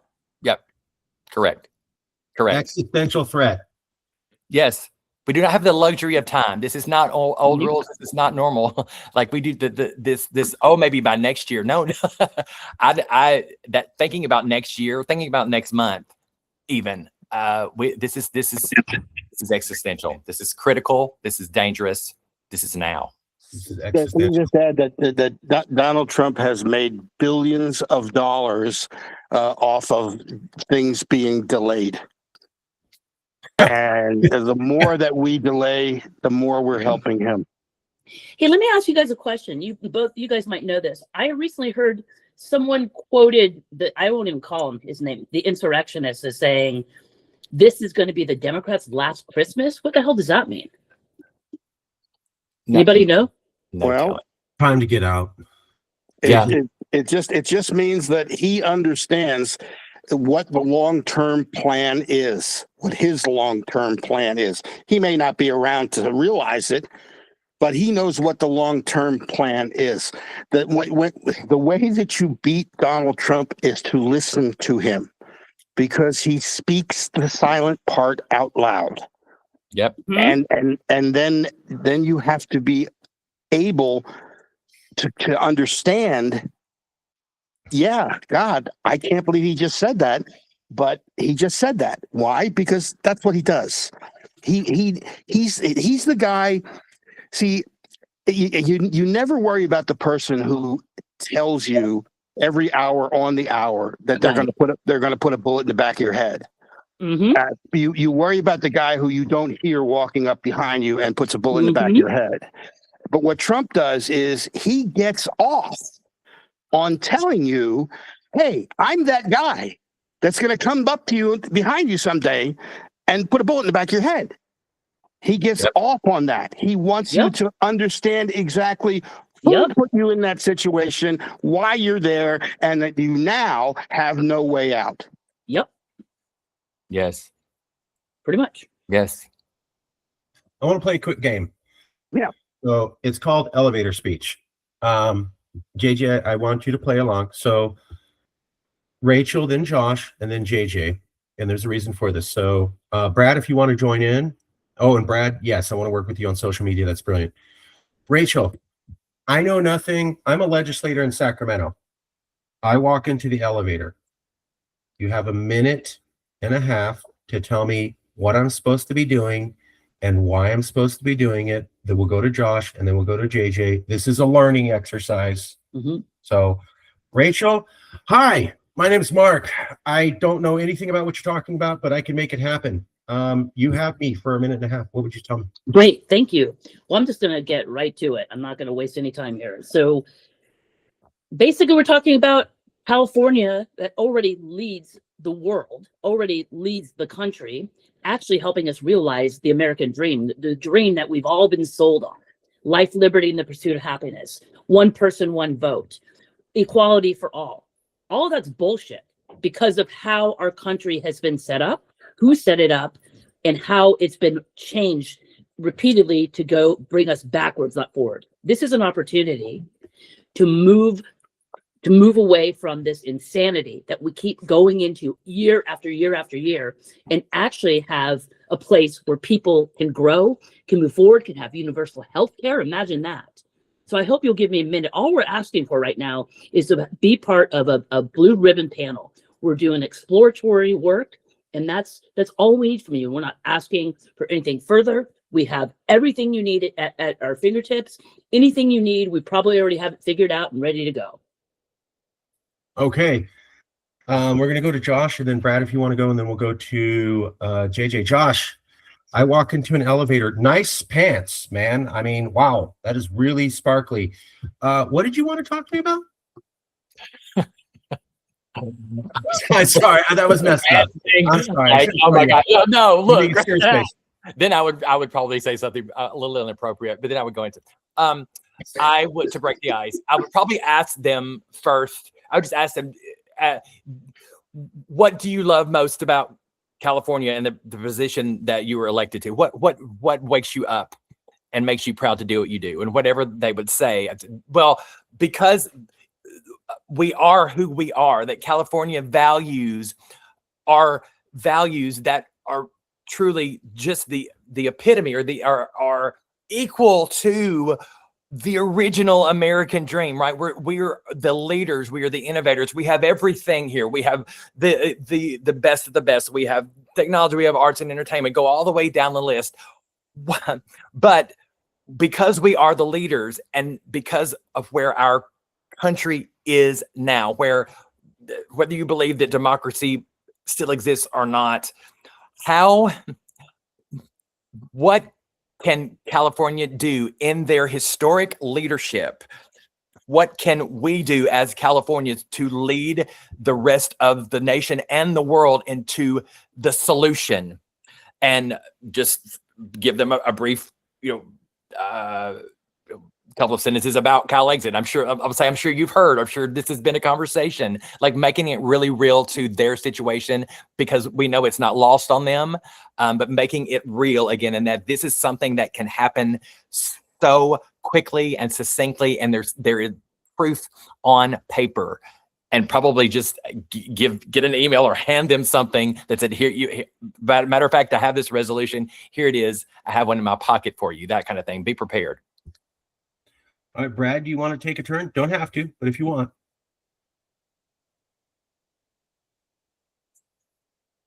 Okay. JJ, I have a minute and a half with you. How would you get me? I don't know anything. What would you say? Oh, Brad, do you want to take a turn? Just come on. Okay, well, maybe we'll get to Brad in a second. Did I mute you? Can you hear me? Yeah. Okay, Brad. Oh, my bad. No, I still need like a script. So, Okay. but I think I forget who went first. I think whoever went first, I think that's a pretty good script to go off of.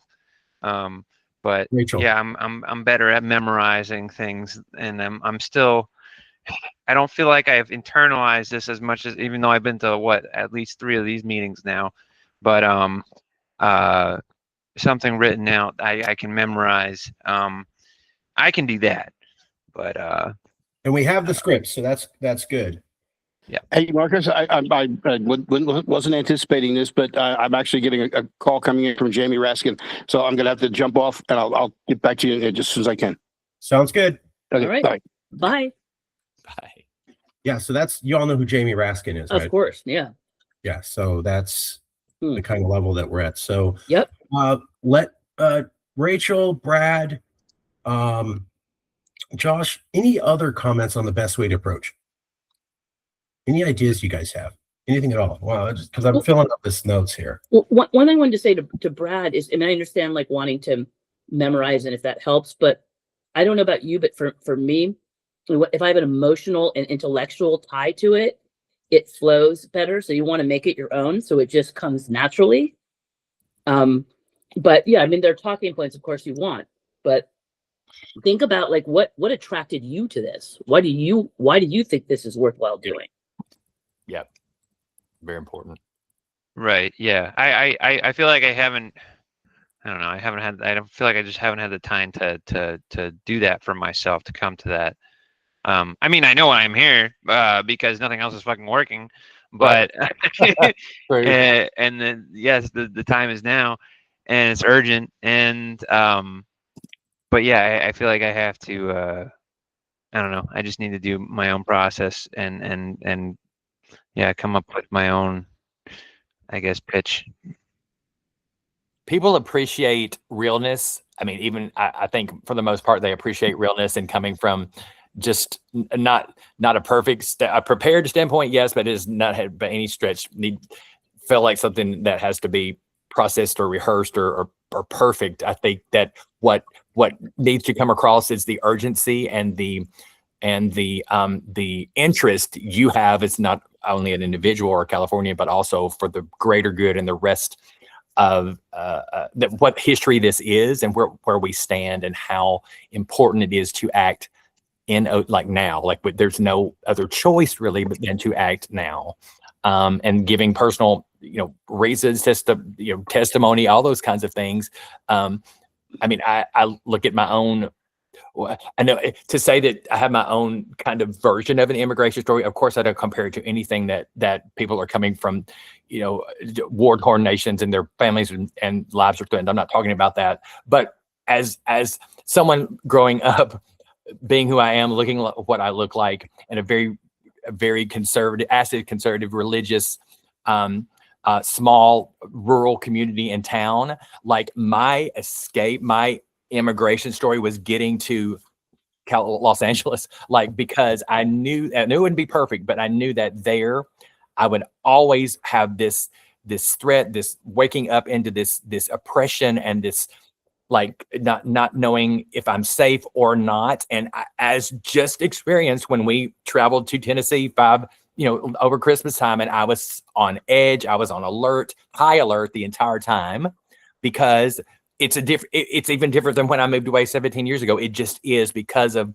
what has been the last 10 years that have just been the culmination of decades of what the Republicans are doing. And Donald Trump is just the ultimate poster child. So I have my own kind of like, this is why I came here. This is what California means to not only me, not Californians, but to the world.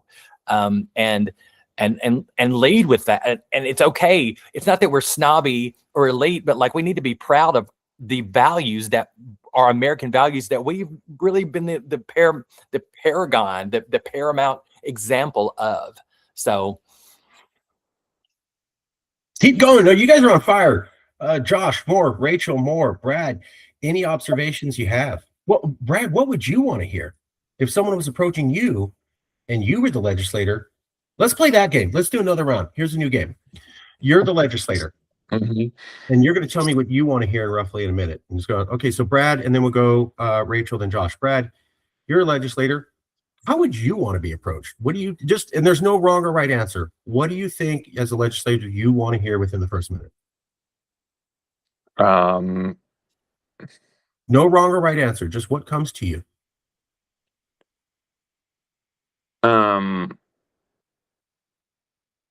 I don't know.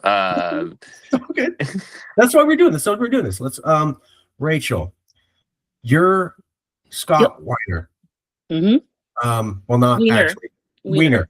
You're Scott Weiner. Yep. I'm approaching you. What do you think I need to tell you in the first minute?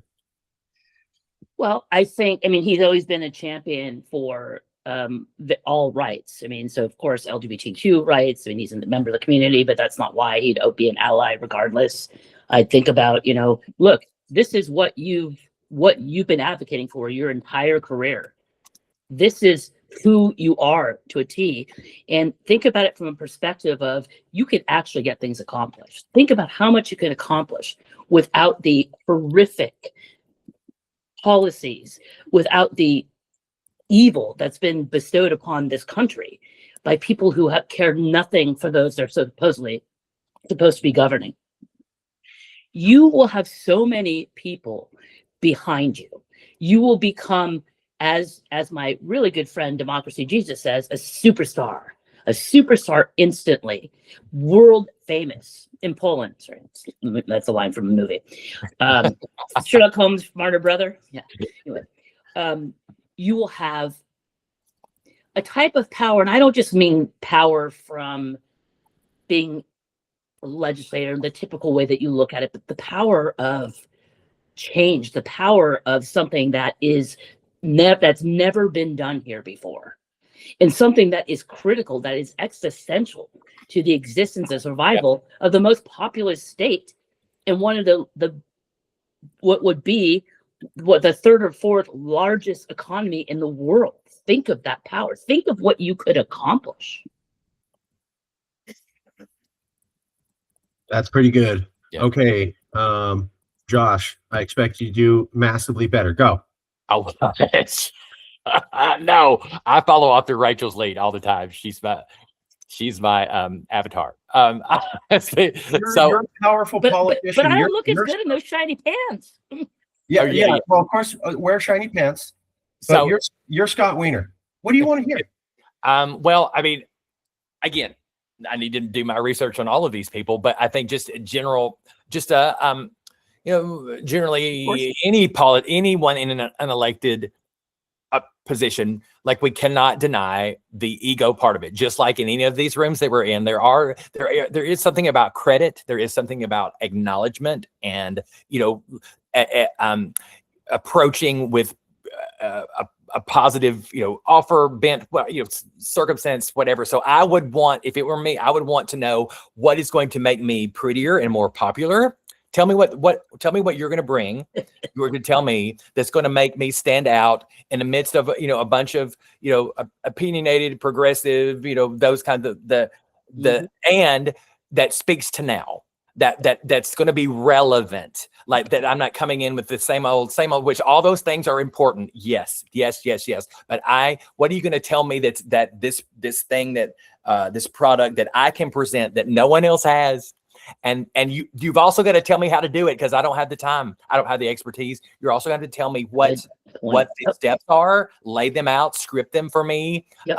Even though I know about this, I know we could talk about it. This could be done, but tell me why I need to be the first one. That's it. Love it. I had a thought where you just said, do not deny ego. That's true. But I also could say doing good and doing right for rightness sake, for doing the right thing for the sake of doing what's right for humanity. Right. There's a power to that. There's adrenaline rush from that, knowing that you are actually able to accomplish something for the greater good, and that you can accomplish something for all of, not just all your constituents, all of Californians. Yes. This is a change-making event. Yes. This is not, and just, you can put the word history on that. You can put the worldwide descriptor on that. You can put all of those big words on it that make that we don't usually use every day, but that we have to use now. Put that in the conversation with people who do have power, who do understand the consequence of not only statewide, nationwide, but worldwide attention, media, and change. And the change part of it, because we are progressive, right? We're supposed to change, and change is required. Change is required here. And you could get your name on a building. I'm just kidding. Yeah.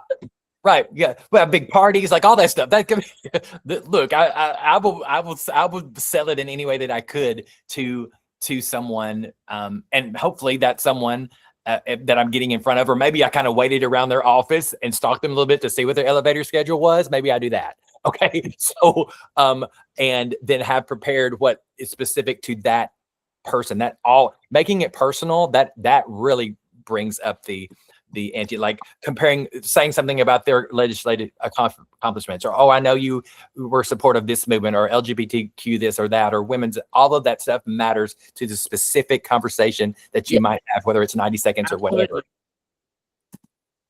Yeah. And that requires research and timing and all that stuff too. But ideally, that coming into just with your, you've done your research, you're prepared with that specific, so you can get it doesn't look processed or generic, or just, oh, I called you in this. There's some weight, there's some gravitas to not only your approach, but your knowledge of that particular person or persons, or their accomplishments. So You guys are on a roll. What else?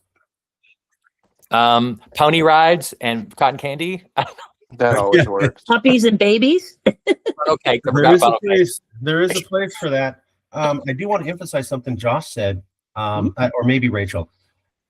Once you get one person, this Contagious. Yeah. Once you get one, Yep. then this could take on a life of its own. Maybe it takes, they're doing their thing and we still got to work hard, but I've seen where one person signs on and then another, oh, we already got this person. Really? Yep.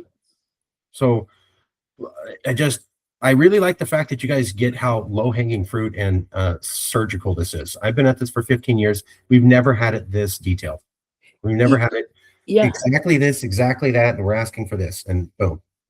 I always thought my aunt, I kind of raised this with, no, that's been around for years and it never works. And it's Jill. Then I tried to talk to her. I'm like, okay, she's not open.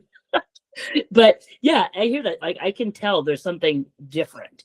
And I mean, yeah, I've thought about it before, but the level of detail that you provided, the arguments are very succinct and really powerful. I mean, the first arguments you made that I heard were about the weapons flying over California, about how they hate us, about how they think we're not part of this country. Those are very, very powerful. And I am a born and raised San Franciscan, and it kills me to know how much they hate us, but they want all the stuff that we have. They take what they can, but they will never admit that they like us. They think that we're inherently evil, and that's really disconcerting and very unsettling, which means also makes it easier for them to come on and fire a AK-47 on all of us. They don't care. They do not care. That's why I kept bringing it up. Yep. Because when you're shooting artillery shells and you say, don't cut down the freeway, exactly, and then it could have got 30 people killed or shrapnel in them, and then nobody says anything, you're already at the point where murder's okay. Yeah. Man, I just keep thinking about that scene in Alex Garland's aptly titled Civil War. That came out yes. The one with Jesse Plemons. Yes. And he's holding everyone at gunpoint, and he's Right. like, "Where are you from?" And if they don't say America, he shoots them. Yep. Pretty. Yep. It's damn true. I mean, it's really, and it's really sad. I mean, I do know how we've gone this way because one of the things too is Republicans really like to have uneducated people and do everything can to make it difficult to eat so you can grow and think properly, to get good schooling. And the less education you have, the more likely you are to let people take advantage of you, to walk all over you. Agreed. And I got to emphasize, the resolution could be done within 1 month. Yep. The call for the thing could be happening within 2 months. Right. There's something else I was going to say. It's the expediency for me. Like, that's what it is, because we have been waiting for, like, this is not just this last year. We've been waiting for some type of like relief and respite and change and just some kind of exhale, and this is it. Like, we have been suffocating, right? We need oxygen, and this is oxygen, life giving to the circumstance that we're in. That's why it's so attractive to me, because it is urgency. It's like, literally this is in 2 weeks. Got it. Sign me up. Like, it's the urgency part. Yeah. That's now. That's what JJ was saying this week. Yes. For the climate wasn't right. For the previous couple of years, we'd always push the initiative because we thought the legislature will never back this. Will go directly to the people. That's changed in the last 4 months. Correct.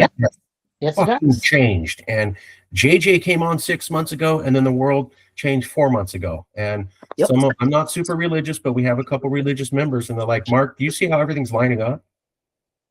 You're just sitting here, and JJ came, and then Trump changed everybody's opinion, and then Josh comes into your life, and Josh tried to talk to you earlier, but it didn't work, and now he's talking to you now, right when it's hitting, and he goes, I'm not religious, but I got to tell you, they've started to turn me a little bit, that maybe there's some universal good, and it puts things where it needs to be at the right time. And that doesn't even have to be religion. I mean, it can be, you ever watch Ancient Aliens? It could be them. I've been watching nothing but I'm not going to digress. I've been watching nothing but UFO stuff all week. There you go. age There of you go. disclosure, age of Yeah. disclosure, Oh man, age of that would. disclosure. And then there's that, right? Yep. There you go. Looking We forward were to that actually one. rabbit able hole. to release it. Who's going to do better at welcoming an alien race, and who's going to do better at reverse engineering exotic technology? That's the two things California excels at. Yep. Accepting people. America's not good at that, and we're the best at tech, smartphones, laptops. So like, if that's true, I'm not taking a stance. I'm just saying if it is. The other thing I never mention is, how many have heard that the U.S. dollar is going away as the global reserve currency? I've heard that. Oh, Yep. 1,000. Look, let me get my husband on here. Yep. He will, Get he will Mikey. skill all of us. He will skill all. Michael, come here a second. Marcus, he's been listening off and on. He's been. I have okay. So Mike, I don't know anything. You weren't in elevator. Listen, Hi, What Michael. would you tell me in a minute? How would you explain the global reserve currency of America is going away in a minute and a half? The global reserve of the American dollar currency is happening because mainly because the BRICS nations have already begun to form an alternative, and they've already issued a BRICS option, and they've already begun to replace the American dollar with their BRICS option alternative currency, and it is already beginning to happen worldwide. We are $29 trillion into debt IOUs that we owe other countries, and the word is already out that Trump and all of the Nazis are going to default on the $29 trillion debt that we owe.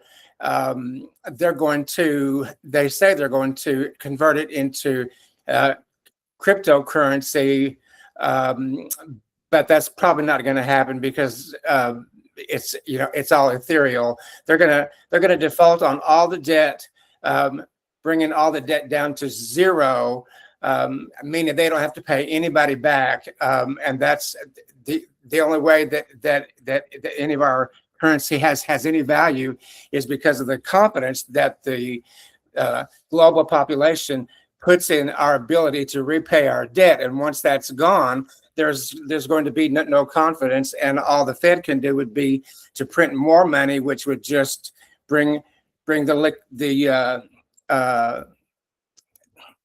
what's the word I'm looking for? The value, the Liquidity. cost. The denomination. No, like peso status. it would just water it down more and more and more. It just Dilute. Michael, you know what I have for you? Dilution. California dollar, California coin.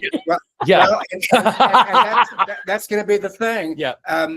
They're already wanting to bring it back to the gold standard, which they got rid of because they wanted for America to flourish and be bigger and better. So they got off of the gold standard, which was actually money that we had in the bank. That's why it was worth something. And then they said, no, we don't need that. Just believe us when we say we're going to pay you back. That's what debt is. And that's what I did for the last 20 years of my banking career. I paid debt service for 20 years, for hundreds of billions of dollars to corporations and municipalities. And it was all backed on their leverage that was graded by these financial grading institutions like Moody's and different ones. And America's bonds have already been downgraded already. And so people are already not only beginning to lose confidence, but other countries are already substituting their own alternatives with their option instead of us. So it's already happening. It will happen. It will happen just like it happened to Mexico and the peso. Years and years ago, I went to Cancun, and at the end of my week-long Cancun hotel stay, I got a bill for 3 million pesos, and I about dropped my teeth. I thought, what in the world? $3 million? How am I going to pay this? Turned out to be like, $2,800 or whatever. But it was so worthless that it was just millions and millions of pesos. That's what's going to happen to the American dollar. It's without a doubt going to happen. They are going to default on their debt because it's just way too high. There's no way to pay it back now. We pay over $1 trillion in interest just to service the debt every year that we owe already, and that's larger than the Department of War, whatever they want to call it, entire annual budget, just in interest that we owe now. We're never going to be able to pay it off, ever, ever, ever. Right, which is, I mean, this is how seriously we take it. I mean, we back, several months ago, it was in August when that happened with Lisa, what's her last name at the Fed, the black woman. Oh, yes. Yeah, I'm sorry, I'm blanking on her last name. That he was trying to get her removed from the Fed board, like that, because of what that means. Like once if Jerome Powell and all that stuff, once he gets his hand there, this is a whole other thing. We were talking about this. Yep. That what caused us to drive to Vancouver, open up bank accounts, and every bit of our financial world and life and everything that we have now sits in Canada. I mean, we have a bank account here, but everything, retirement, everything that we have, it moved us so much. It put the fear of God in us so much out of the American dollar that I have one other thing to add to that, since you're talking about debt. Think about what the country of California will do for people who have student debt and medical debt. I know. Right? Right. You guys are getting it. We are going to have to think about how this will impact the income of the people who depend on the federal programs like Social Security. There's going to have to be some, because they're going to cut that off. So we'll have to have our own currency, or we'll have to participate with the other BRICS, nations, or there's got to be some kind of reserve policy, and there's got to be some kind of a daily currency barter, exchange, vehicle that California will be able to use, because if we separate ourselves, the rest of America is not going to, they're not going to let us participate in their Federal Reserve System. They're not. Well, we won't want to be part of it. That's exactly right. They've already talked about a California National Bank. So if you look at California as the world's 4th or 5th largest economy, it's the only top 15th economy that doesn't have its own national bank. That's how absurd it is that California is not an independent country. If you look at every other part, they have a national bank so they can set their fiscal policy. There's also something called a currency board. Hong Kong had this, and so did Israel. So you're a small country surrounded by larger countries, but you want to have your own currency, and you don't want people to affect you. So what you do is you have 20% dollars, 20% British pounds, 20% Chinese yuan, and you adjust the amount of those currencies in your economy so that you control inflation in your economy, not those other countries. We don't have that ability right now. The 2001 recession in California, the dot-com bubble, which was the worst recession we hit, was caused because the Federal Reserve set policies that were opposite of what our economy needed. Right. So the moment we're free of that, we are vastly doing better. You can still use the US dollar if we want, or we could create our own currency, or we could do the basket of currencies like Hong Kong, Israel, and Singapore as options immediately. And if we're talking about people need their Social Security checks, yeah, you'll have dual citizenship and you can get those. If there's any issue, the fact is we would stop being a donor state. We gain $100 billion right away, day one. That's exactly right. So we could cover all that. And people can get a living wage. People can get education. They can get, finally. And at the same time, we are going to have to validate the exponential rise of AI and how that's going to affect capitalism and unemployment and entrepreneurship. The world of yesterday is not going to be the world of tomorrow. Absolutely. Things are going to be very different thanks to AI. So the opportunities and the need for education is just not going to be as necessary as it used to be. It just won't. There won't be anything that they will need. I'm going to fight that, Michael. I'm going to fight that. I'm sorry. When I see a commercial that somebody has to ask ChatGPT how they study best, are you fucking kidding me? Yeah, but how to make a thing? Like, come on, people. You want people who think. But that's not going to be in the next 5 years. 5 years from now, AI will be no. And then Okay. put together. You can't make me, Michael. I'm telling you. Well, let me say something that ties this all together. Yep, go for it. I know Michael, by the way, and I'm joshing with. I know them both. Oh, I know. Who do you want to figure out how to deal with the future of AI? A government, that part. yeah, a government that is Right. part of the place that figured out the laptop and the internet and the cell phone, or some place that goes, gee, are gay people okay? I don't know. We've had this debate since the 70s. Is immigration okay? Is climate change is America can't have new debates. They can't. They can't do new debates. They can only whatever the right answer is, I bet on us being able to figure it out vastly faster than they ever will. The regulatory aspect alone. That's right. Because right now there's not. I mean, the fix is in. The tech bros, all the one standing up with him at the inauguration. Right. Exactly. That's very strategic, and so the caution is that there. I mean, to the wind. Like there's no staying in. That's the other danger. Is like staying with the unregulated. Or just the openness that they've given AI, not open AI, but just, the license they've already given to people, the billionaires, the 4 or 5 guys in charge that just want it that way, so they can climb up to their trillionaire status, right?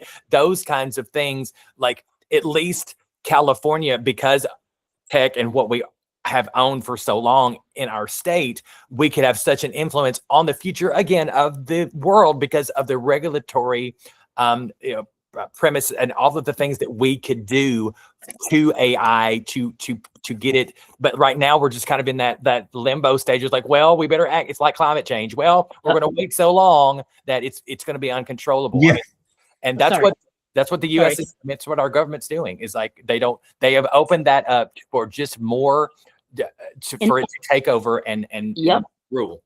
And think about additional revenue that California can make by taxing people according to their wealth structure, as opposed to getting around loopholes and all that bullshit. And so I'm happy to be taxed more. If I make more than somebody, they should be taxed less. And taxing AI companies and IT companies, which they're not. That's where the revenue comes from. Yep. There you go. No more of these damn loopholes. They also offshore all their taxes. So Jerry Brown went to Ireland when he was governor, and he goes, there's more tech companies headquartered in Ireland than in Silicon Valley, and yet they all work there. And he goes, that's ridiculous that you guys can just leave. So we could redesign the law so that they would have to pay their taxes. That's exactly right. That's right. Which they don't do. They do like 2%. And then Ireland gets all their money as a tax. We could change it to where you're going to be spending your tax here. Now, maybe we'll work with you. I'm an ex-Republican, forgive me. But the point is they don't pay taxes. I completely agree with you guys. They don't pay taxes. They don't come here. They don't pay taxes. Jerry Brown, when he was in Ireland, also said California, well, it was a lot of money. So we can change it where they can come back and we can have a better business environment for them. That's fair. That's reasonable. I mean, they can, it just, the amount of money they make. I mean, how much freaking dollars do you need? Like, be taxed. Yeah. Well, if I'm telling you, like, hey, I want 20% of your tax, and you're like, whoa, but I can guarantee your business is going to quadruple in size. Sure. There you go. Win-win. Well, and somewhere along the way, the rest of America is going to get sick of the bad actors, and they're going to get sick of 8 people having all of the money, and then 250 million people having no money. They're going to get sick of that. And they're going to say, we're going to go to the blue, we're going to go to the blue coalition or whatever it's, going to be called. And, we're leaving you. And that's not going to help the bad actors. So, I mean, eventually the bad actors will be thrown out and it'll all come back around. But there's going to be a dystopian. Right there. period of, limitless evil, Uncertainty, yeah. Yep. How much chaos and how many Right. burned and how many dead humans before they get to there. And Exactly. that's why I don't really emphasize the Civil War part, because it's a little scary, but we really think America's going to a bad place. And That's exactly It's right. there. you don't want to be there. Let's get out. And Yep. like at the first conversation, I don't want to abandon people either. But we have to start thinking about 40 million people here. Because it's not a simple decision of leaving others. It's like, okay, well, then you're going to risk the lives of 40 million people, your loved ones. Right. Yep. Right? You're And also, gambling with your children Putting here. on your mask first. Put Right? your Let's oxygen get our mask shit on together. There you go. Put on your oxygen mask first before you help your baby. Yep. Why? Because that's the best way to save the baby's life. Yes. It's not for cruelty. It's because it's the best way to do this. So we're not in a position to help other people till we're Exactly. safe. Exactly. Don't you think there will be a segment of the California population, though, that wants to go to Trump land because they voted for him? So there's going to be, how many million people want to leave that could, open up a, position for 4 or 5 million, never Trumpers to come here, so they could do a big population swap. They can, they can have their evil people, and we'll take the good people. I mean, yeah, that's true. Some Trumpers will leave. I don't think as many as they act like. Simply because we've lost a lot of Republicans, right? We lost so many Republicans in the last couple of years who can't stand California that we lost a congressional seat. So if you really hate us, you might have taken off. If you might be like my stepdad, where please don't ask me to explain, okay? No worries. They voted for Trump. Their wife's a Latina. They've helped undocumented immigrants get here, whatever. They're going to moan and bitch and moan, but they're not going anywhere. Because he has tried to tell my mom, let's go to Idaho. Let's move to red state America. And his 2 daughters, his grandkids, his wife, all of his business partners have said, okay, well, I guess you're going alone. Yep. So they want to go, but can you get all your family to leave with you? Right. Or your business. Or your business. And for Yep. some of them, business and family is, I'm going to bitch and moan, but I'm not going to leave. I'm not going to leave my family, and I don't want to leave the business that I built. I'll just stay and complain. Yeah, that's right. That's right. And if I have my U.S. citizenship, I don't have to make that decision to get out, because I always have that parachute. I can always escape any moment. Now, if it really gets bad, I could leave. And then it's 12 years later, and I'm going, yeah, I was going to leave, but then my grandkid had a baby, and then my wife did this, and I don't. Grandkids crack a lot of racism. I'm not saying the solution, but I've seen it. Right. My grandma was racist as hell. And then my mom said to her, I'm not letting these half brown kids around you if you're talking that way. So you need to figure out if you want the babies in your life or not. Guess who shut the fuck up right away? I love it. Grandma was racist till she was dead. That's when they told me. Out of respect, my mom said, I didn't tell, she played along, so I didn't say anything. But now that she's dead, I'll tell you a little bit about it. But Oof. Yeah. Grandma was racist. Grandma knew, you fuck up, this anvil's going to land on your head. Grandma was in line around her Latino grandchildren every day because of that threat. Yep. Is that the best way to do things? No, I would have preferred that she would have come to some greater enlightenment. She didn't. And You like MTG? Yeah. I have family in Texas, and you can say wild ass stuff there, and you can't do it here. I like that. I like that people know if you pop off, they're Consequences. I love it. consequences. I'm gonna have to get going because I gotta take this dog out. That's, you hear the squeaky toy. He's getting crazy. So We'll leave it there. We'll end it here. Can you Also- email all the notes and everything to us? Cool. Right on. I'm going to send you notes. I'm going to send you Awesome. the recording. I will Great. set up a meeting in a few days. What I Great. need from you, everybody here, especially you two. You two are the rock stars. Everybody's cool. We need everybody. We need more people on. But I've also been at this for a while. You two talk like leaders. You talk like generals who've seen war. So please really go over the material. Yeah. Sure. You And got it.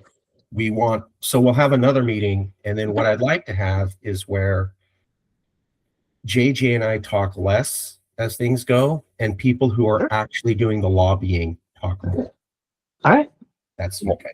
Right. Really quick before you go, Rachel. But Yeah. because I wasn't sure what you did because I think I messaged you, us earlier on both text Uh-huh. and signal about like what Rachel and I, and we kind of already kind of skirted around it a little bit, but like just because other people on the call, but with JJ not being here, if we can talk to you guys, or even if it's for 5 or 10 minutes, what we want to reiterate to you is in the LA coalition meetings, like that's, I'm sending you like, oh, don't hold back. Like, Yeah. JJ's like, I think you guys are being the nice guys and you don't have to be. I know that maybe, but I'm saying like, don't hold back and don't think that, that everything that comes down in the room from whoever's leading Nancy on. I mean, I've had conversations with Nancy. This is not a secret, but I like, she pretty much, I mean, I've pretty much said over and again, no matter how the meetings goes, like, well, I think the whole fucking thing should be Calexit.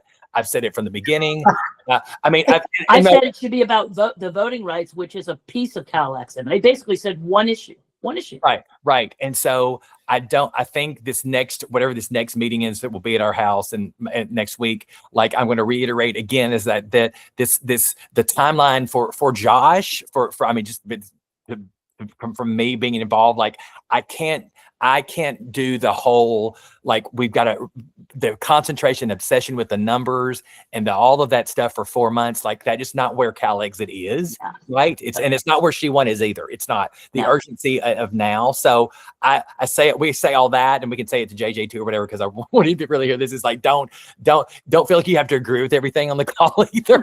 What I said earlier, Josh, is we already, like, we kind of laid the groundwork for that, saying, look, we don't have to have every issue. You brought that up. We don't have to feel we have to be inclusive. And there's a real urgency that is not being addressed in what the Sacramento Coalition is planning.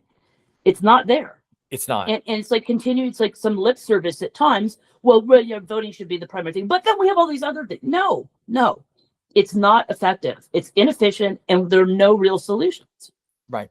I mean, there are two things. There's a priority in making you guys are coming into the room, and I see your humility and all this stuff, and you've been much more so than I have. Well, I don't want to come in there and be bad hosts. Also, I mean, it's not bad. Nancy She's brilliant with her. But she's working under the old paradigm. She's working under the old paradigm. These are the things that are effective in let's say if you're talking the 60s, 70s, maybe some other times, even the early 2000s, these are effective techniques. These don't work anymore. And for some of the reasons that JJ outlined as well, and that had to do with politics, the whole political system is fundamentally different. And we saw that post-Obama. I mean, really, there's so many things that just never would have occurred before. Well, why is Obama on a commercial here saying, I mean, California, it's all up to you. Like, I hope you pull this off, because as president, I can't count on the Senate, Congress, House. Exactly. I can't any Democrats that I know. It's up to you guys. Exactly. I'm like, he told you America's over right there on TV. Pretty much. I was jumping up and down like, how come nobody else sees this? Like, the guy's saying it's over. You don't have an ex-president come on TV and say, hope you get this election right. Yep. It's over. Like, you don't do that. No. Right. Even if you thought that, you don't say that. Why the hell's he saying it? Why is Jasmine Crockett here? She's great, but you're out of Texas, because they probably cared. Exactly. The whole thing's over if this doesn't work. So you're telling me put my faith into a thing where you're like, boy, yesterday the patient almost died on the ER, but I'm sure they're going to be stable for the next year. Yep. I know. They're on an ER. You thought they were going to code red. All of you doctors were standing there going, oh, they're about to die. And then somehow you saved them, and you're telling me it's cool? Yep. Yes. Don't worry. And again, I think I speak for Rachel too. Like the premium, the anomaly in a good sense that Calexit is. We just don't want anything to dilute that. We don't. I think, like, if we're bringing people and we would rather have 100 or 1,000 people saying the very same thing, and like, and yes, we can include the what it means to the rest of the country and the voting, but like, other than that, like all of the other issues coming back to the same space and all the lanes and all the things, I'm going to bring it up at the meeting. I'm like, I don't feel like that is the best use of our time, spreading it out for three. Now, like, this is Calexit is now. It's now. We don't want anything kind of coming in if we're bringing all this and it is the solution that is on paper that we can implement now, we can't wait till April, first of all. And then like when it does happen, we don't want You any have the cliff action. notes. You have everything you need to move. Yeah. That's what I was trying to emphasize. And you have it by a master. It's not me. Oh. I built it with JJ, but that's all JJ. I mean, Yes, I you didn't do do both. anything. We just conferred. But you know, let me say, sorry, Judge. Let me just say, Marcus. No. One of the things you said, like I still believe in every form of resistance and protest, and there's absolutely a place, right, for protesting, get out in the street, and all that. I But love Nancy. we know that it's not effective anymore. It's just not. It's not going to change anything ultimately. And it's like, and Josh and I like smiled at one another, even though we weren't on camera, because we heard when you said, I think it was either you or JJ said, you go to the No Kings March, you're back at work the next day, nothing's changed. We're like, hallelujah. That's what we've been Always saying. been saying. Yeah. That was JJ, and he backed up what Nancy said. I mean, Nancy originally came in going, I want to do something that's effective. And then JJ came in and said the same thing. I never told them Nancy said that. That was just them both going, No Kings was great, but what did it do? Right? I went to Occupy. I went to the anti-Iraq war thing. Yep. I was there. Trump was elected in 2016. Yep. There's videos of me yelling at people. I was there too. And I do it again. But did it work? Did it stop? No, America didn't repudiate him, and it didn't end. And we were told every day he's going to be in jail. The system's going to get him. We're going to turn around. We have a system of checks and balances. Yes. It's the next election, the most consequential. And it all failed, bro. It's all failed. All of your checks Every and single every attempt. It's the third election in a row. It's all failed. That's when I see people go, well, midterms, and I don't. It would be funny if it wasn't so sad. And I go, it's 8 years later. Why? And then we were at the LA Coalition, like, well, when Trump goes, maybe it won't be the same. Oh my God, I know. It's 8 years later, guys. Why do we? This is the America you're part of. These are your fellow Americans. And the thing that kills me is people go, well, we didn't know till 2016. He was saying horrible shit in 2015. Yeah. Okay, he was saying horrible stuff on the campaign trail, like all Mexicans are rapists. And it's okay to sexually making fun of the reporter, the disabled reporter. Yeah. And that was all you needed to see. Yeah. That's all you needed to see. He didn't even have to open his mouth. You see that. Well, you just victimized 3 different groups and before you even got in office. Yeah. And well, maybe he'll calm down. Maybe a little turnaround. Folks, I was kind of glad. Again, I'm not trying to celebrate badness, but every time he does something horrible, it's good for us because it makes it clear. When he got elected in 2024 and he won the popular vote, all that liberal daydreaming went out the window. It was hard reality, I think, for the first time where liberal Americans had to go, oh, maybe this is the country that we share. They weren't going to hear that in 2016 and 2020. He's a fluke. It doesn't mean that. He rigged it. Only 25% backed it. Now, I'm sure he probably did rig this one, but this idea that over half of America outside of California doesn't love this guy and his philosophy and think that's the right thing after a decade of backing it, that's hogwash. That's hogwash. That's garbage. You are still tied to these people. He dies tomorrow. You're still tied to these people. J.D. Vance, the other Marco Rubio, these guys, they're tear gassing Latin kids. Yep. They're executing people.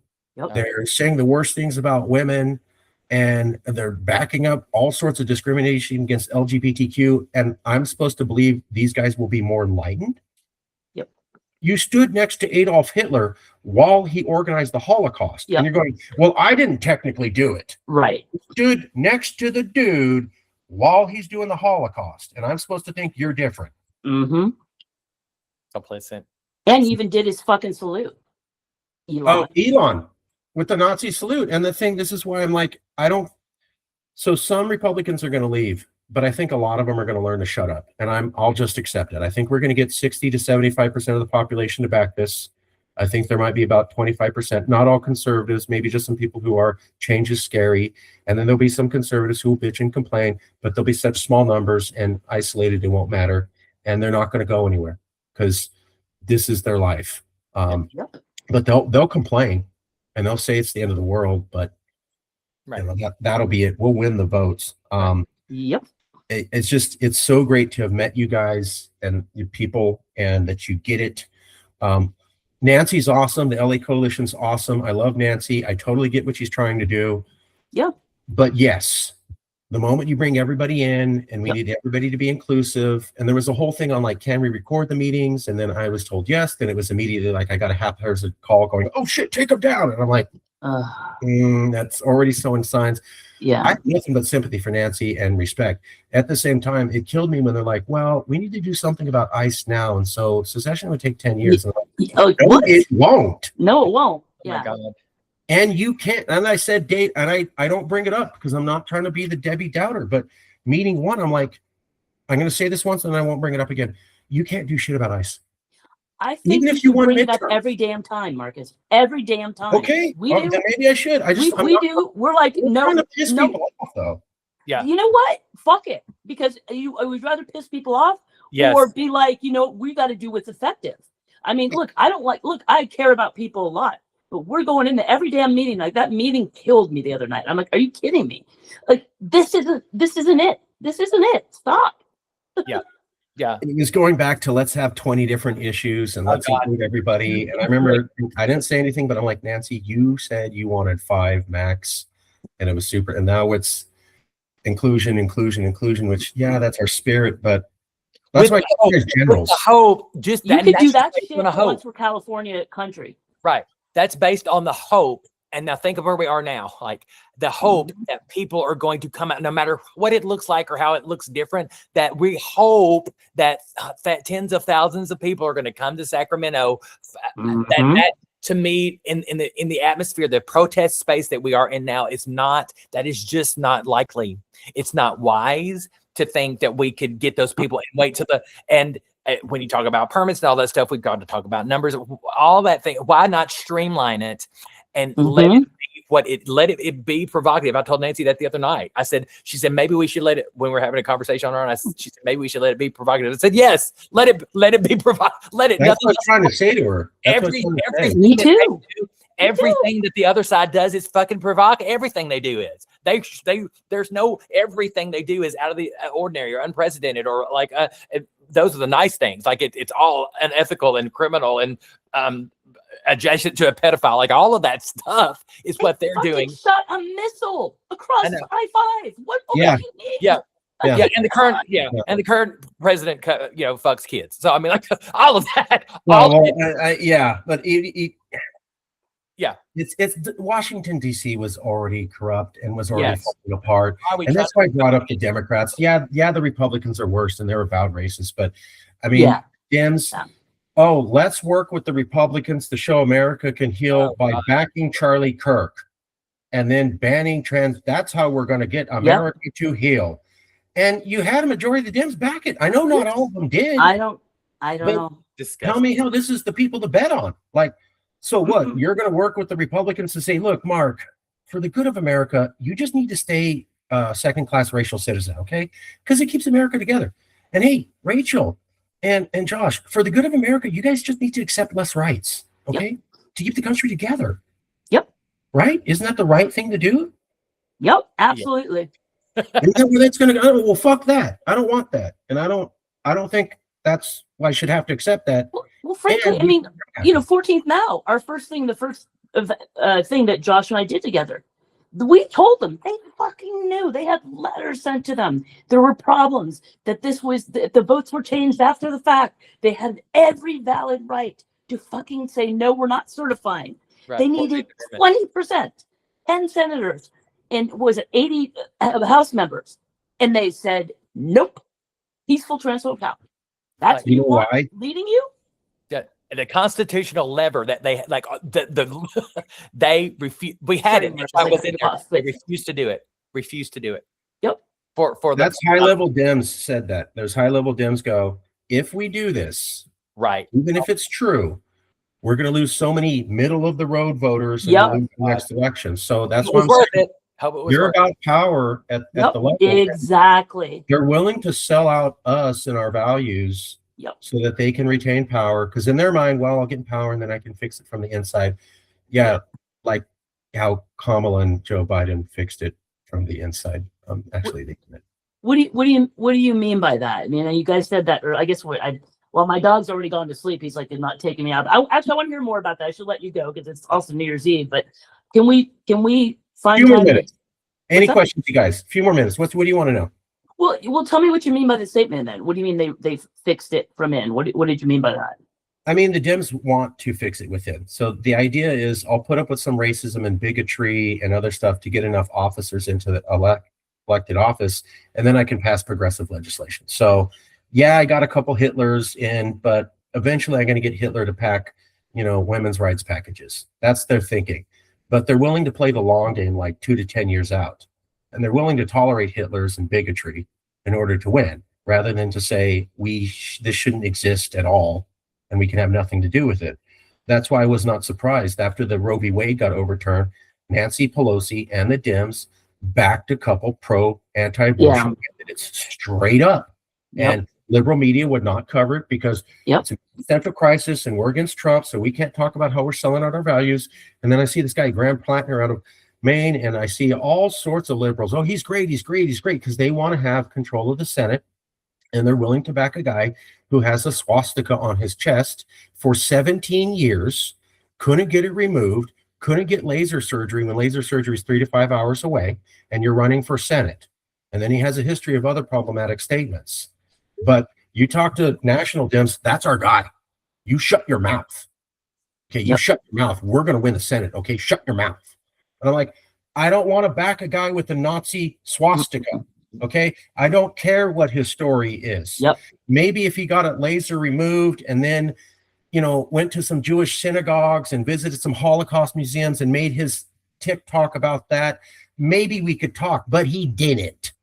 Okay, he had it on him and then he ran for office with the tattoo intact, and he lost his campaign manager over that. But I'm not supposed to think anything about it when I live in a country where the law says I'm a second-class citizen and you can yank me out of my car because I look the way that I look. Yep. You want more of that?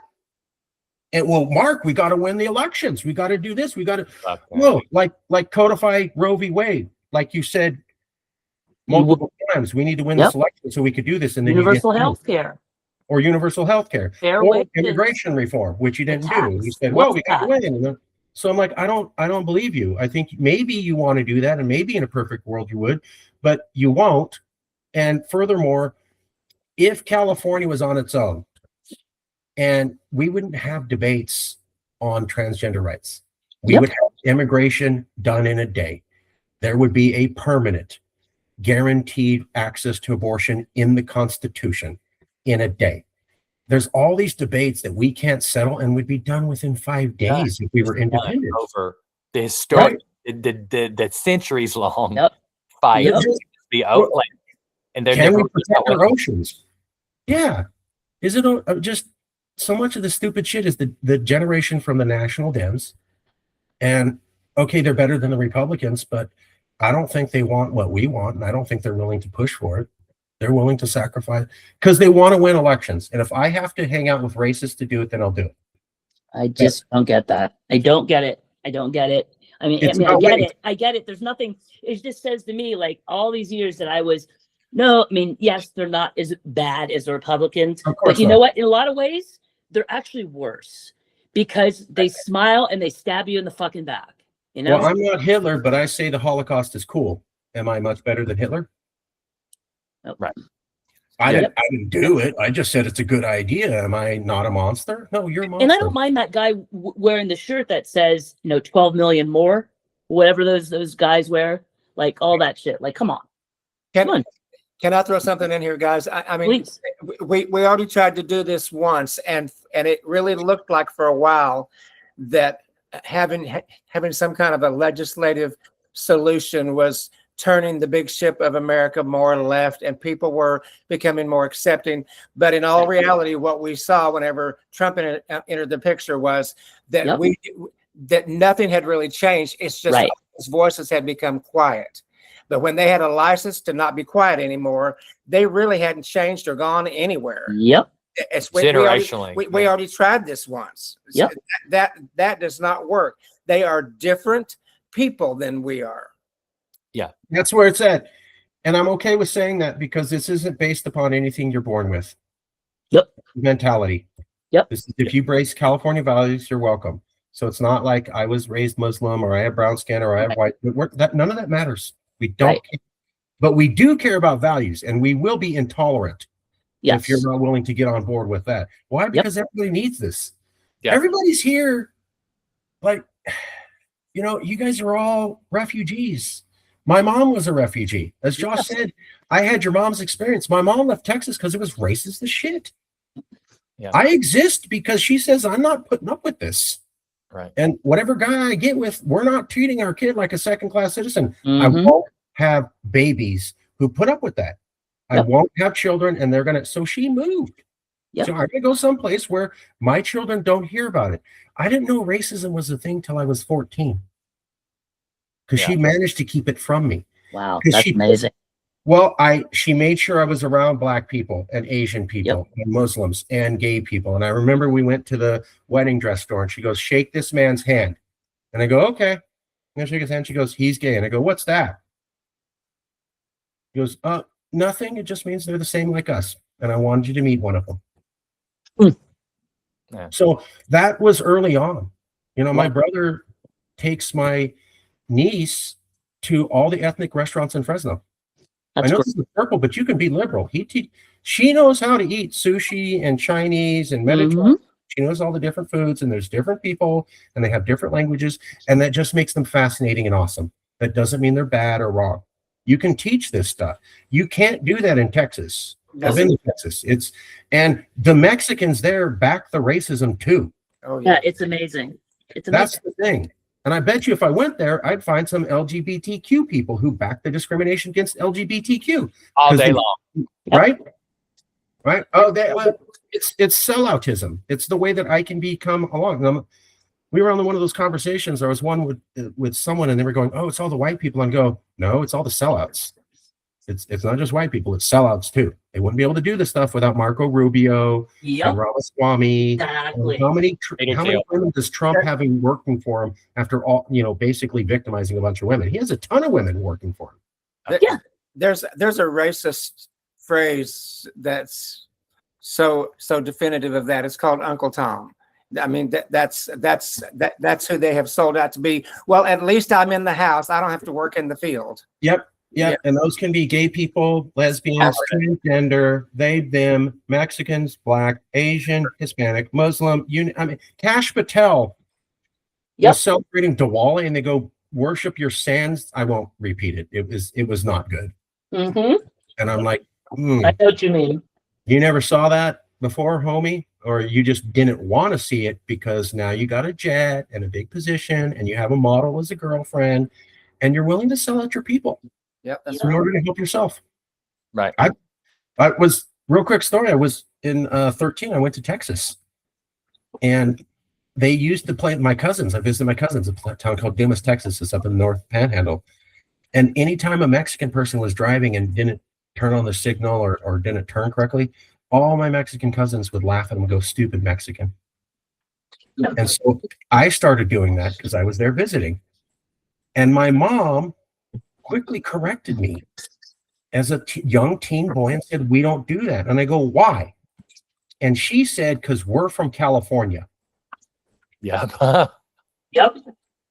Yeah. So I'm Wait. not going to explain it to you. This is your Texas cousins. I said, be respectful, but you don't take this home That's right. because we don't do that here. Right. Because I left here for this reason. Now, will we come and visit? Should we show respect to our family? Do you need to argue with them in their face while you're visiting their home? No, but we're not absorbing any of this. Get that through your head. I wanted you to meet your family. We're not absorbing their values. I think what you said about just a I few. love your mom. Yeah, I know, right? It's awesome story. And stories matter. Stories, they matter. That's what I was thinking. The personalization of everything Thank you.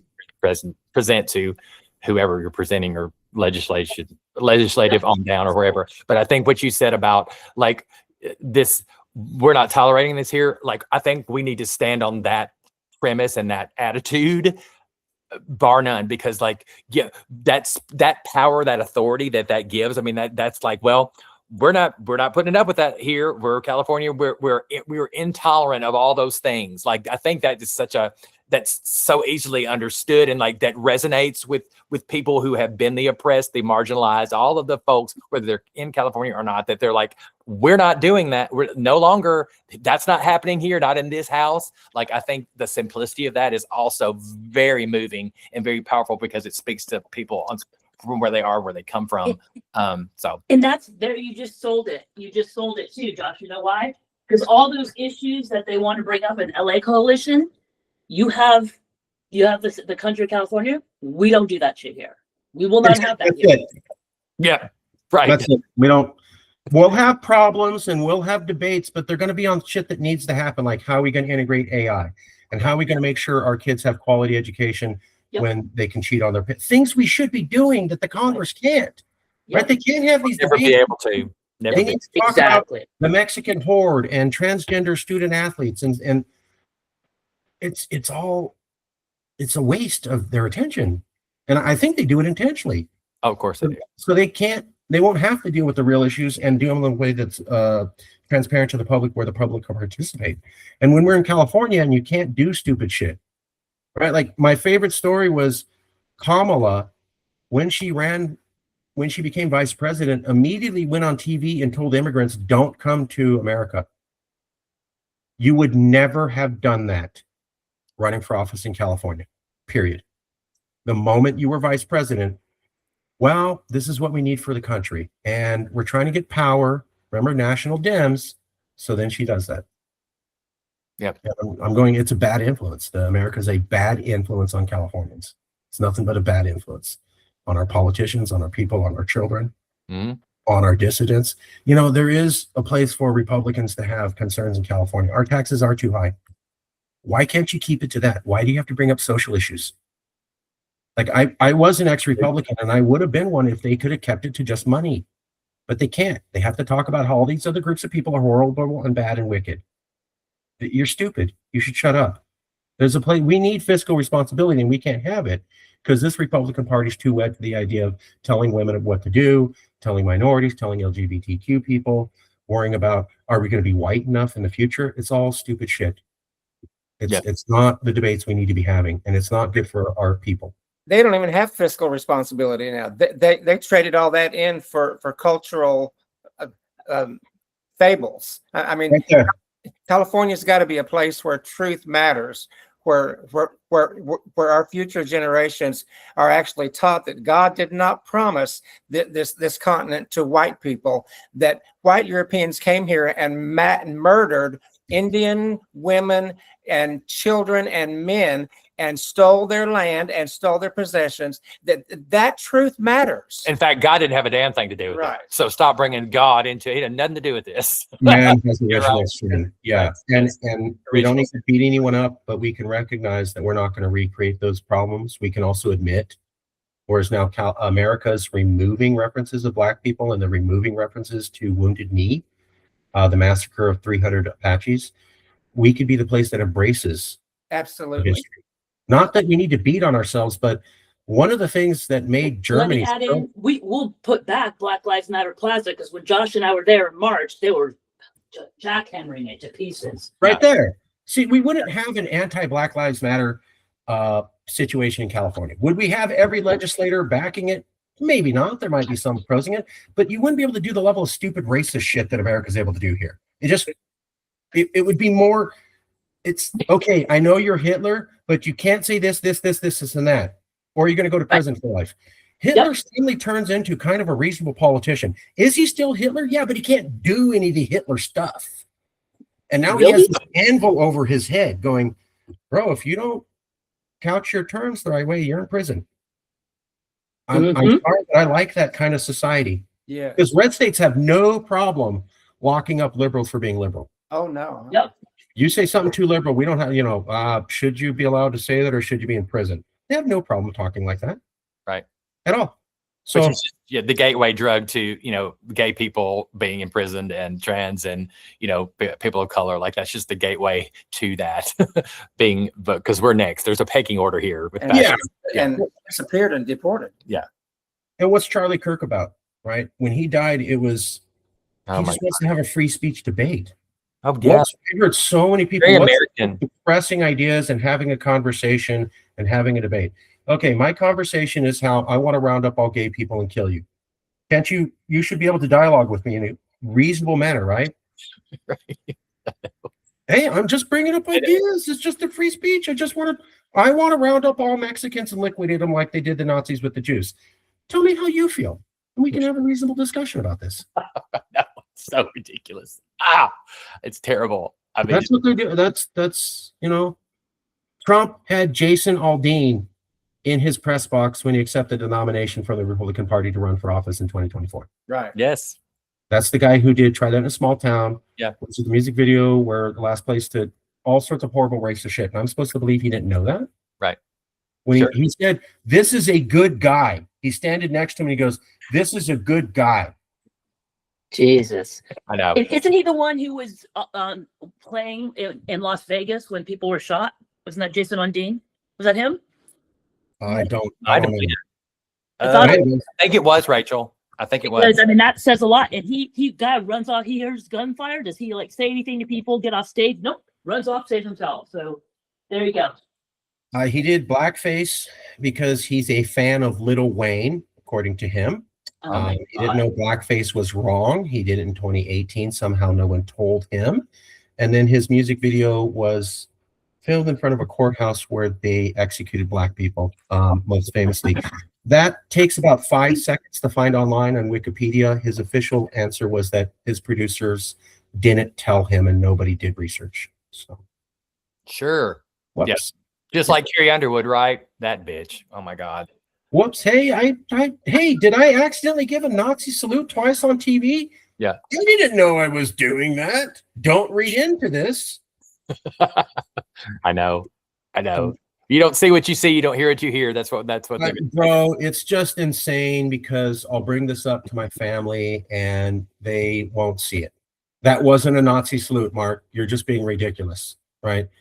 Trump isn't a racist. Has he said white people are superior? Well, no, not technically, but look at all the other stuff. It doesn't mean that. So you can look at a hand and go, that's not a hand. That's an orange.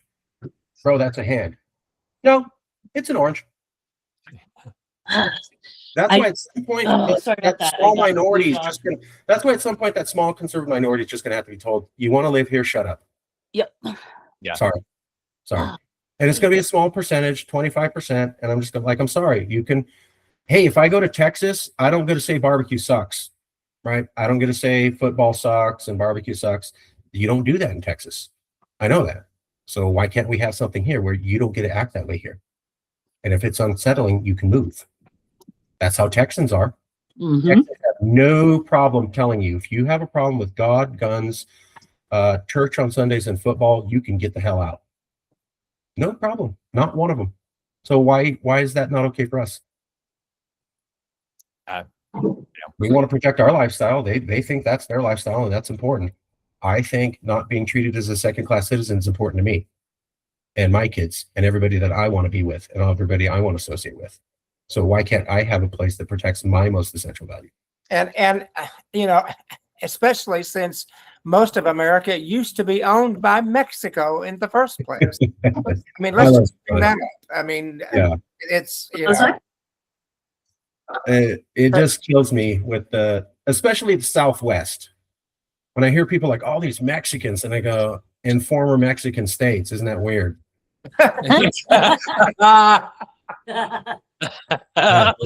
That's pretty strange. Like all these these Mexicans living in a place that they had lived in for 500 years. That's bizarre. Exactly. Yeah. Now, if you want to say why are you all up in here in Chicago, I'll give you a point. Maybe you got a point. But if you're talking Texas, Arizona, New Mexico, California, what are you talking about? What are you talking? Or like moving to Australia. Why are there kangaroos everywhere? right. Goddamn kangaroos! This is my country. These kangaroos just keep. It's like they're born to live here. All right, we're done. We'll leave it there. All right. Thank you. This was awesome. Thank you, and Happy New Year. Yes, Happy New Year! What a great way. There will be future meetings. Rachel, Josh, I'm looking at you guys to be generals. All right, you got it. I don't want soldiers. I don't need lieutenants. I don't need captains. I need people who get to the point where they're like, JJ, Mark, thanks, guys. We wouldn't have got to this plateau, but now we know where to go better than you do. That's success to me and JJ. JJ and I both view that as success. Is because I kept telling him, JJ, these aren't just regular folks. These are experienced activists. These are basically veterans. They're colonels who've watched 2 or 3 wars. So you know the legislative slide. I know how to explain this in general. They know how to do the policy pressure campaigns. So at some point, this needs to be less eggheads like us and more activists on the front lines led. All right. Let's do it. And we encourage again. Last thing, we encourage you, like on this next meeting, like don't feel like you have to agree with. I'll try. You can do it in a kind way. You don't have to be mean. I will try. Part of the problem is Catholic mom, military background, dad, stepdad. I have politeness beat into me. I struggle. Like I struggle to go, well, hold on. Actually, I'm going to talk over you. Give me some time. Yeah. I hear you. All right. I hear you. I hear you. I hear you. I hear Okay. And I apologize for talking over you. It's the Ukrainian Jew and the Italian in me. You and Josh and other people at your caliber should never apologize for that. This wins with so JJ has not run a pressure campaign in California with just activists. I have, but I never got as far as you two guys, right? So while you're learning the background and you both get plug and play, at some point this is going to come down to here's exactly how I approached Buffy Wicks, and here's the phrase they use. And then I said that to Scott Wayner, and he said this person, and now I know don't say it purple, say it purpla. And that suddenly it's going to be something.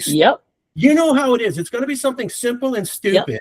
That's the way to get them to open the door. Did you tell them oranges? No, I said orange. And suddenly, you know what I'm talking about. I've been at this long. You've been at this long enough to know it's. They want to hear a certain way, certain phrase, certain code, and the moment you figure that out, abracadabra, they just open up. And like you guys pointed out, the moment we get one, and then you can, you'll be able to go and say, well, so and so's already backing this, and they said orange.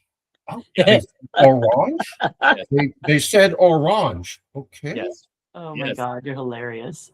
Am I wrong? No, you're not. I just try to make it silly so people can absorb it and understand it. It does come down to my best example is I'll shut up. We spent a month coming up with a campaign to get more publicity. And we put $3,000 into it and research and social media. We got maybe like 1,000 people. Then at one meeting, my ex-business partner goes, what if we just took a heart, you know, like that broken heart symbol, and we just put an image of California on one and America on the other, and just said national divorce. Love it. We came up with national divorce, not Marjorie Taylor Greene, by the way, but nobody will recognize that.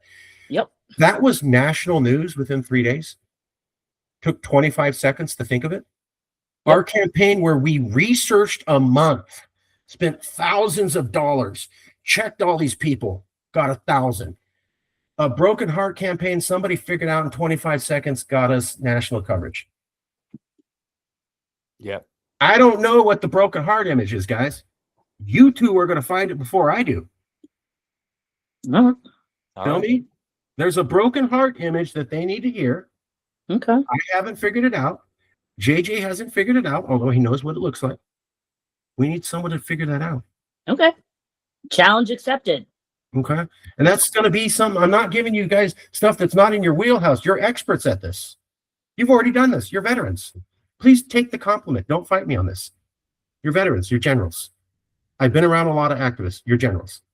You've been in multiple wars. You've been there. You've done it. Find the broken heart. Okay. All right. And we want right. it. Let's do it. Okay. I'll leave it there and I'll send you guys an email in a few hours. Please do. Happy New Year. Be safe. Happy New Year. All right. Okay. Good night. Good night.